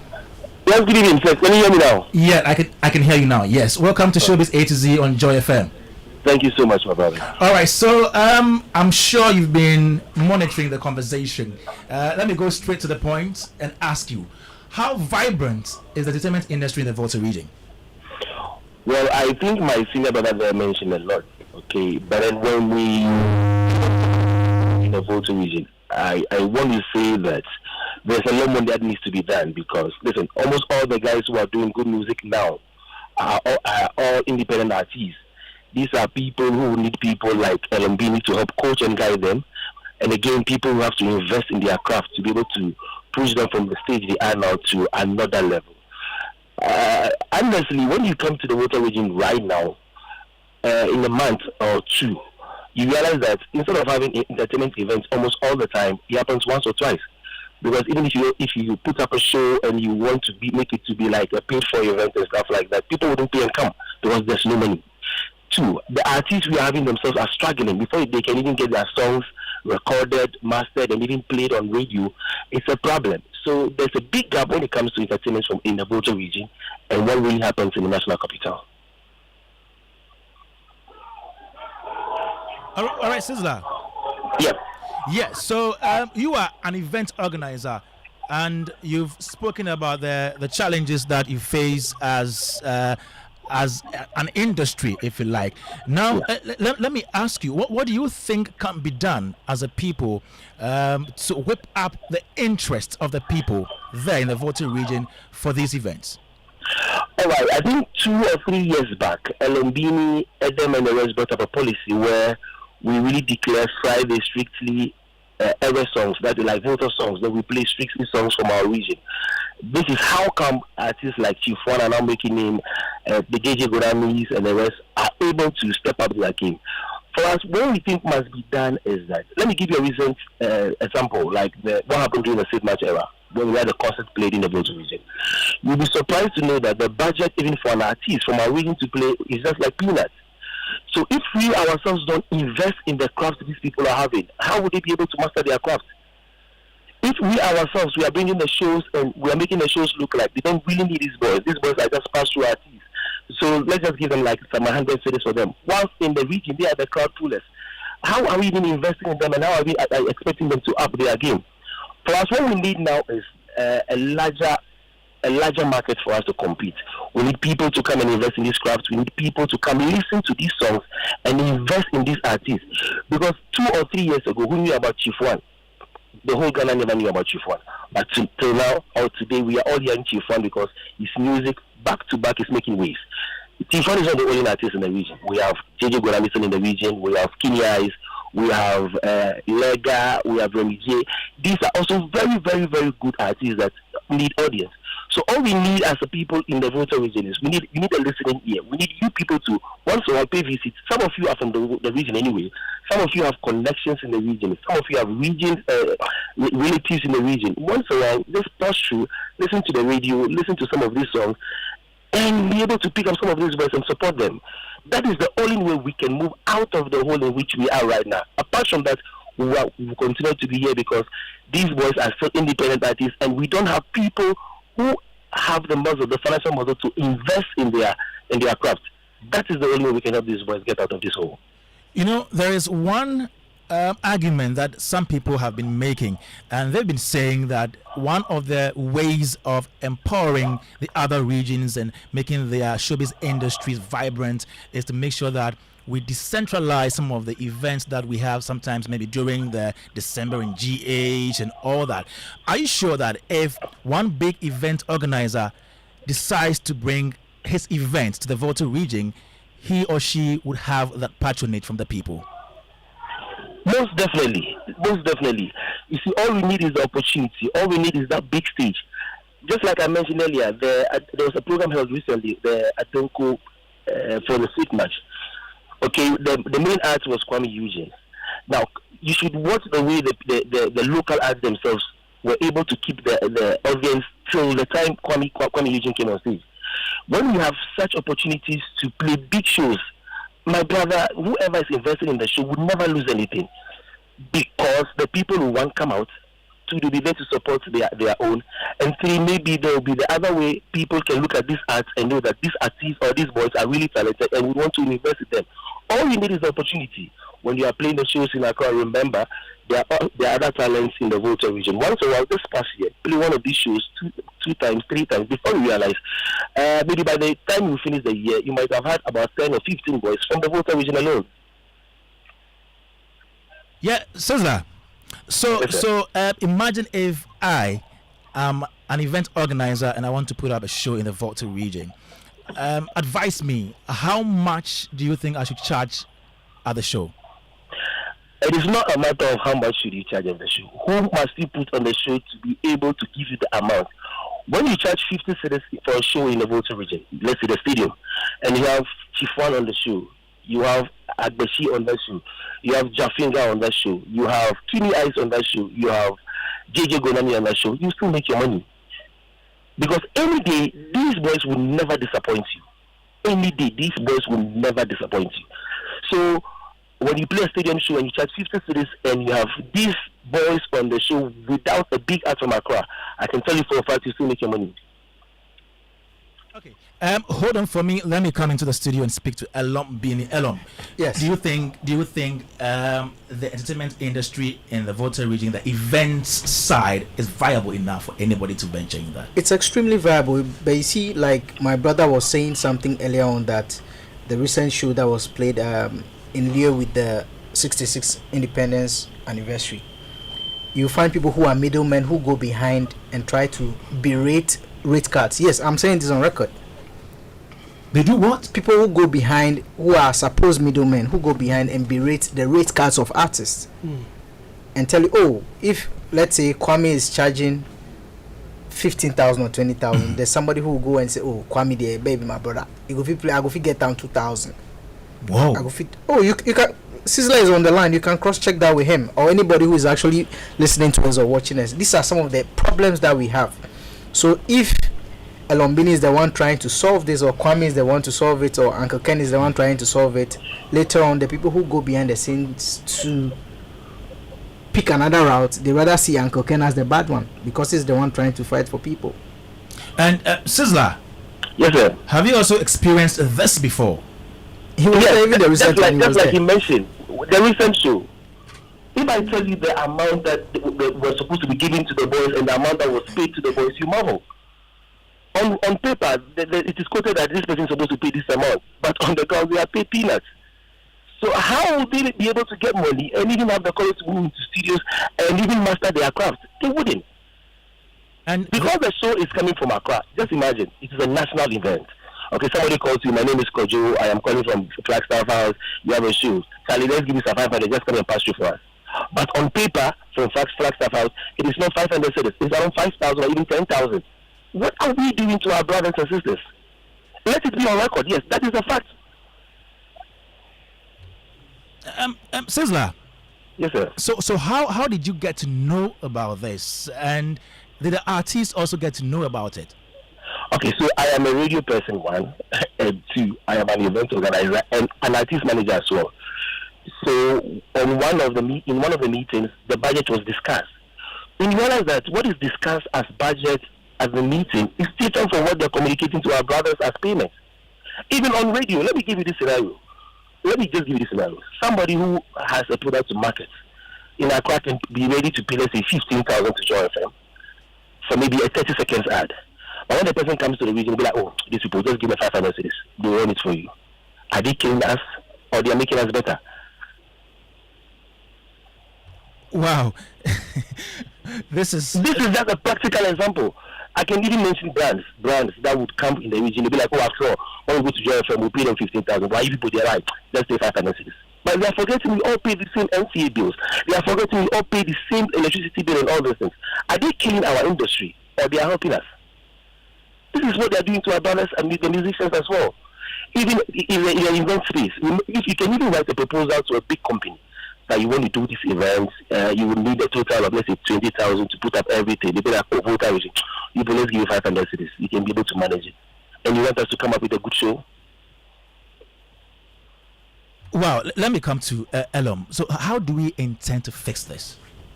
Fixing this, every artist, make sure that you set your standards and stop directly engaging event organizers, especially the artists from the Volta region that have been able to live to a certain standard and they are visible and they have teams. If you're an artist that you have a team, make sure you are not engaging any event organizer directly in terms of financials. You can agree to play the show, but the very moments they try to coerce you to do that, you are lowering your standards. In my case, for example, I work with one of the artists. There was an amount that we called. Somebody went behind and was quoting a different figure to the artist that was what I was charging. And my artist said, no, it's inaccurate.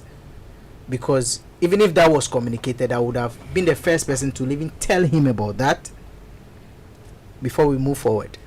Fast forward, the same person comes back to tell me that, quoting that same lower amount, to tell me that that was what my artist said he can take for the show. So imagine if I didn't have that strong bond, or we didn't have that strong connect in our management team, what would have been the case? And the artists are scared to talk. They are scared to talk because they are scared to be victimized. When they say it, oh, they can't play show for your own region, so if you won't charge you this amount. How much is a music video, even costuming an artist? A lot of financials go into that, and resources go into that. The artist has what? Creative director. He has what? A DJ. Look at the number of teams. That is not a one-man job. So if all these people have to be paid out of that 500 CDs, how much are they taking back home? Well, let me ask Sizzler. Sizzler, Yes. how do we intend to solve this problem? Yeah, just like my brother mentioned. First of all, let us stop making it look like voter region doesn't really exist.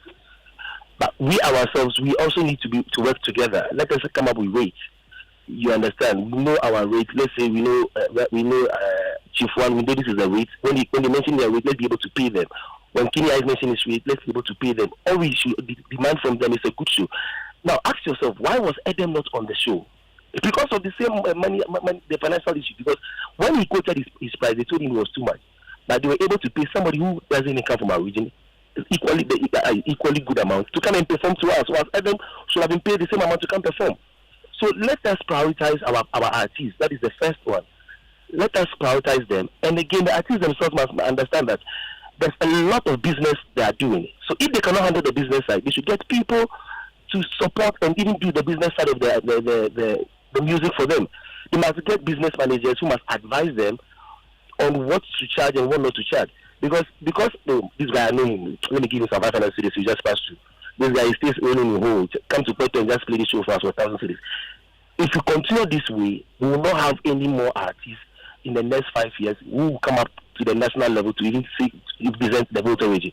So the only way we can stop this is that the artists themselves must conscientize themselves to know that they are artists. It can be compared to any artist from anywhere in this country, and they must up their game and be able to quote prices that realistically reflect what they do and what they intend to do in future. Thank you very much, Sizzler. Thank you very much. Let me come to you, Uncle Ken. Yes. Yes, Uncle Ken. So this whole thing about middlemen and Kwame, this has been a wonderful revelation. There's a lot. By two prominent citizens of the region to us. And I must say that the kerfuffle happening has been damning. The what? The kerfuffle. Yeah. Happening within the industry has been damning.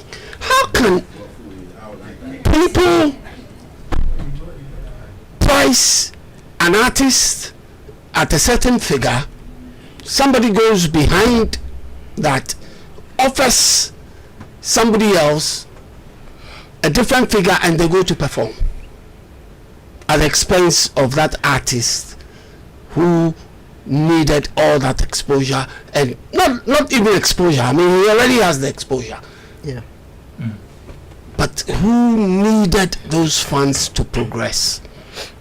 And somebody goes to down, cut him, and performs. I find it so disheartening. So disheartening. It shouldn't be happening in the industry over there. Look, LM and Sizzler, who've just spoken, yeah, they've been on the same tangent.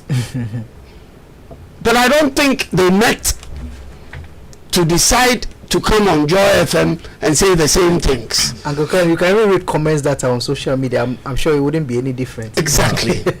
Exactly. You can do is that. They know what's happening. Yes. And it's oh, I am terribly sad. I love the Volta region. I went to school there. Oh wow. I went to Mauli school. Oh, okay. Have you? Do you know? Yeah. I know her Yeah. inside out. Nice. Do you know? And I find it Sad. Sad. And Uncle Ken, you see, that's not it, or not to make it look like okay, the artists are not ready to even engage the promoters halfway, because I know the promoters back home also have their own struggle as well. Okay. Even before some of these artists become huge, they've played a lot of free shows. So imagine you've been playing free shows for about 4 or 5 years, and now you have your shine now, and people still want to use you the same way they keep using you. A lot of our artists who are from the Volta region, who are living in Accra, who are A-list artists, B-list artists, C-list artists, this conversation, they can't have it. They can't say it because of the fear of being victimized. But because somebody like me, I don't hold microphone to stand on stage. Sibla doesn't hold microphone to stand on stage. We can try. But Adam has been trying to put these issues. He has out. always been, you know. He's been trying. A struggle. Rasta, our brothers in the Votu region are going through a lot, and they mentioned this whole issue with middlemen, you know, who book them for events. Yes, they have, and we have heard. And I wish them all the best. We have heard. They have been at it amongst themselves in the good, beautiful place called the Volta region for a while. It didn't start today, and it doesn't look like in 16 years time if they get to host the Independence Day anniversary celebrations again, because you see the thing is on rotation. They understand, and if we are taking a cue from the mess, the disrespect, the contempt that these young good people, musicians have suffered in recent times, then we can only look at not beyond sit-off march and events, you know, that made the anniversary celebrations. Now, they've been ripped off by middlemen, and from what two agents from the creative sector and from the region have shared with us, they know them, or the persons who are suspected to have been involved in these disrespectful acts and criminal acts, to be honest. I think that if it is not too much asking, I mean, if these persons were in the health or agric sector, if it had to do with weedicides or fertilizer meant for farmers, and the middlemen had stolen or siphoned off, you know, or COVID vaccine situation, and some health middle persons had stolen from whatever divide of the issue, would have called on the special prosecutor to go after them. So you see, if we want to look at it for what it is, which is criminal, I think I don't know if the president of the creative was where Funky Five works. What's the name? Creative Arts Agency. The Jankroma, them, or the ministry, or whatever relevant body should know that some disrespectful act, which potentially looks criminal, has been served on some people who, and again, if there were quotations from the very top meant for these persons and they didn't get paid for what had been charged on paper, where did the money go? Kwame, what are you saying? I am saying that there are two entities. No, I'm saying producers that from two different, somebody charging a certain amount, another undercutting, and the undercutter wins. The undercutter. Yeah. Which albums or singles has he or she released that is an undercutter? They are looking for Jafinga. Yes, I'm saying that this undercutter, did he tell whoever was paying from the top that he is due this fraction of the fees charged? Was that the conversation? Now we are talking about disrespect and a region which is not really in good state when talking of hates, or persons who live there and are Ghanaians and are hoping that they make it. You went to Afajato, you saw somebody rapping there. Was he a Gonja? Right on the top of Afajato, rapping. Did you ask him where he came from? Did he look like a guy? What way was he rapping it? I didn't go some. Ask him. Actually, Ask him, man. Good. The rasta man. We are like that. I actually have a. Please don't share with us. I didn't know that you are saying. Yes, no, it was him that reported that he saw somebody. The point is, this also somebody with the rights to freedoms and happiness. Okay. As an artist, and if for once in his lifetime the Independence Day anniversary celebrations are hosted in his region. Now this is a region that's not easy to commute, like shuttle between one part to the other. It's quite difficult. So that's how come it's quite fragmented. If you want, the Amejope mountain area, the Pando leading to the OT area, the whole, and then the south. So if we are hosting a major national event and allocations have been made based on some conversations that pay these people this amount to perform, and you are a middleman and you siphon or you kick it back for what? That's very disrespectful, and I think that in other sectors it would have been taken right up and they'll be put on national TV to be dealt with. Let's make an example of some people and see if it will change the fortunes of our brothers and sisters there. Showbiz A to Z, Joy 99.7 FM, and we're still here talking about how to project entertainment in the Volta region. Now, Elom, Bini, and Sizzler have spoken about their challenges already. Now, let me find out from you, Elom. What do you have event centers as places where you hold events in the Volta region? We don't have much. I think the most convenient and most sophisticated that we have is the GM Apeti Auditorium, which is in Whole Technical University campus. Capacity? I think it's holds Whole Tech. Yeah. That was then. It holds between 2,500 to 3,000 audience capacity. Okay. Yeah, quite a flash. Are you able to Venue. fill the Most of the time. to the gills? Yes, most of the time. Most of the time. It depends on the show and how you are able to promote your event too as well. But there's been several sold out concerts at the same venue. There's one venue too in Hohwe called the Kiki's Court.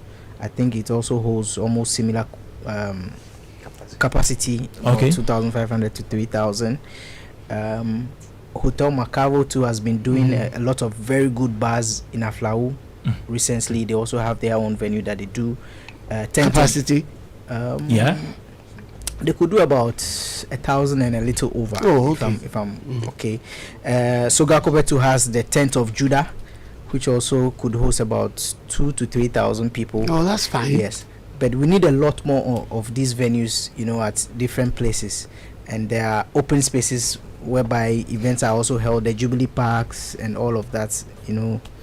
We also host events at these areas, but we need more enclosed. So what if it rains? Does it mean that the people have to be there in the open? So we need more enclosed venues so the people who are well to do and they want to invest, they can look in that direction. Even if you are not a Voltarian, please come and invest in Volta region, and let's see the way forward. It doesn't have to be Voltarians alone investing in Volta creatives. Adam, for example, it took somebody from another region to push him there. So we should not limit it to because we're having a conversation on Volta region. It has to be or must be Voltarians investing. If you are somebody who has a record label and you want to invest, come to us. We have a lot of, some of us have been doing the job of A&R for years. We can lead you to the meaningful artists that we think fit your label that you can look into and opt for. I see. There are so many opportunities, and I would like to singularly thank Eventic GH, organizers of the Volta Music Awards. I would proudly say our original award scheme was, and is still one of the enviable award scheme that has ever happened in Ghana, the Volta Music Awards. When we began in The biggest? I'm saying arguably Arguably. the biggest and the most fashionable regional award scheme, even to the point that I think even Why arguably? Why can't you be definite? somebody might disagree. That's what I'm saying, arguably. Oh, okay. But we know that we Do have. you know of any other? I'll not say anything. I don't know, and I don't want to even know. Because we have set the standards. Uncle Ken, we have set the standards. The videos are there. Yeah. I can even Yeah. show it, send it to you so that you can even project it on the screens. Mm. You know, we've been able to set that high standard for our award scheme that even sometimes the VGMs, the Charterhouse, they try to look inward and see how best they can also find some information to buttress their work at the top. So Can you explain that further? so what I'm trying to say is our award scheme has been so viable that you know, it's like a Speak blue- away, he will understand. it's like a blueprint for other award scheme to look to, and it's like, okay, you guys were able to have this artists for these categories. In case we are looking out for nominees from your side, I think we can use you guys as reference points. That's what For the national for the awards. national award. I see the point you're making. How many radio stations in the Volta region? If I won't be mistaken, I think there are a little over 20 or 25 In the whole of the Volta region? Yeah, or it could or it could be more. Ho alone has about 7 to 8 or Yeah. radio stations here. Ho FM, Ho Volta has. Premier FM, Volta Star Radio, Kekeli FM, Cool FM, Hope FM, Swiss FM, Stone City FM. Yeah, about 7 or 8. And what has been their contribution to helping push the Yes. industry Thank forward? you, Uncle Ken. That's a very, very good question. I think the influx of the younger voices or the youths in radio now in Volta region has helped projected the creative arts a lot. Not to say that the older generation have not done much. They've tried their best, but more youthful energy on radio right now. They've been able to sustain and help push Volta music. Like Sizzla was saying earlier, that even every Friday is devoted to, they have, and it has gone beyond just Fridays. Now they even have purely designated slots for musicians who are doing music in the Volta region. Wow. Yes. So let me big up some few of the presenters, people like MC Flexal, Selector Bonti, Bright Ellis, so many of them. Sorry, I can't mention all of you, but they've been extremely helpful in projecting, you know, music by Volta artists. And they also have struggled on that too sometimes, whereby they have the airspace, but they are not having standard material to actually play. So they end up recycling same material. So others feel like, oh, you have your favorite, which is not also the case. Kwame, just before I finally hang up, we haven't said anything about movies from Yes, Volta that was the region. next point, but unfortunately, Can I squeeze in have about too 5 much minutes? like 2 minutes. 2 minutes. 2 minutes. So let me just focus on one of our. Because I was going to ask, what's the topic? Is it the music or? No, we're looking at the industry. The industry. I think Kwame was the one pushing the music conversation. Yes. So I was just We gonna haven't had- let me talk about the movie industry. Yes, please do. Delafin is one of our very big movie directors from Right. the Volta region who Right. is doing extremely well, and I think even somebody from Joy FM who works here at Multimedia, he cast her for one of his movies, Princess Pixel. Okay. Oh, Yes. Maps. Yes. Yeah, Maps. Yes, Yeah. Maps actually featured in, I think, 2 or 3 of Oh, she's lovely. his movies. Yeah. So Delafin, he's doing extremely well. Deland Films, Kose TV. Kose TV is also doing. Yes, I extremely realized that, showing a lot of well. Yes, a lot of skits and trying to. yeah. And he even has a movie coming up soon. So there's so many potentials. So many potentials in terms of, you know, the cinematography side of Volta. There's a That's lot. nice. Even the fashion, in the everything I'm wearing now is from. It's from my- the Volta. Yes, by let me stand up. Voltarians. Yeah. Yeah. Ray. What are you wearing? I'm review. So he actually designed this for me. So Nice one. and he lives in Ho. Yes, He sir. actually designed this out. That's nice. That's nice. Yeah. It looks So you can nice. actually come to Volta region. Don't pick any other outfit. Come. You have the designers who will actually design anything that you want. Beautiful. It's from Maota's video. Yes. All the outfits in that video was designed by Wow. fashion Voltarians. designers. Yeah. in Ho. Beautiful. Yeah. Thank you very much. Thank you very much. And I have some information for you here. Roverman Productions, in partnership with Joy FM and the National Theatre, continues with a fun for this year with a brand new, exciting play by Uncle Ebo White titled Just the Tip.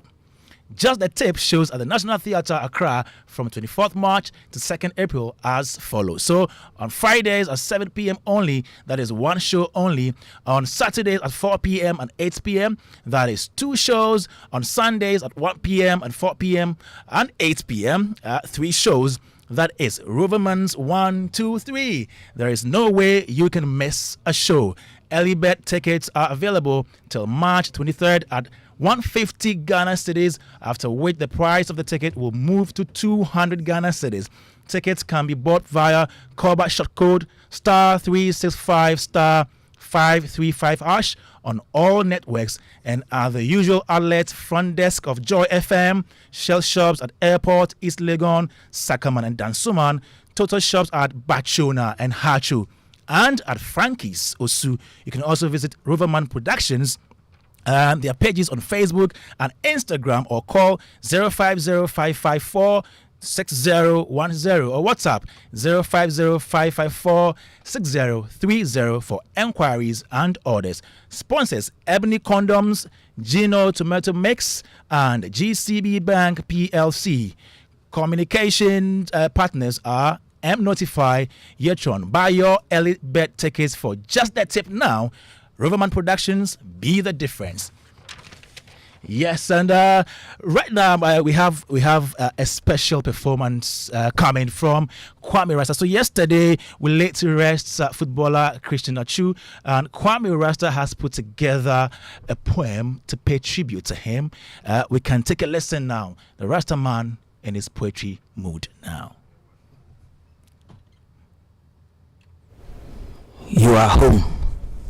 Rest easy. Your death was not by any grace, and so we could not brace ourselves for the phrase "rest in peace" in our tributes of praise.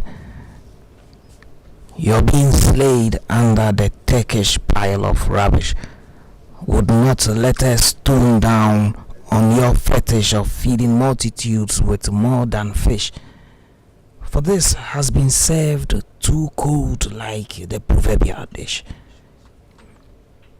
We might be on an intense wine, like you are our spine. Truth is, until this fatally crossed line, even you did not know that you was a spine. But now we know it all. Too bad we bask in it after your fall. Short in life you stood frighteningly tall, and not because you just played football. Our national flags might not fly at half-mast because the clowns don't know past what rests in between their ears. But you are a black star today and forever years. You are back home. Rest easy. You are back home and we feel dizzy. You are back home and it's not been easy. May his soul rest in perfect peace. That was a poem by Kwame Ajiman Beko, aka Kwame Rasta, to Christian Achu. Thank you very much, Kwame. Yes, so that's all we have for today here on Showbiz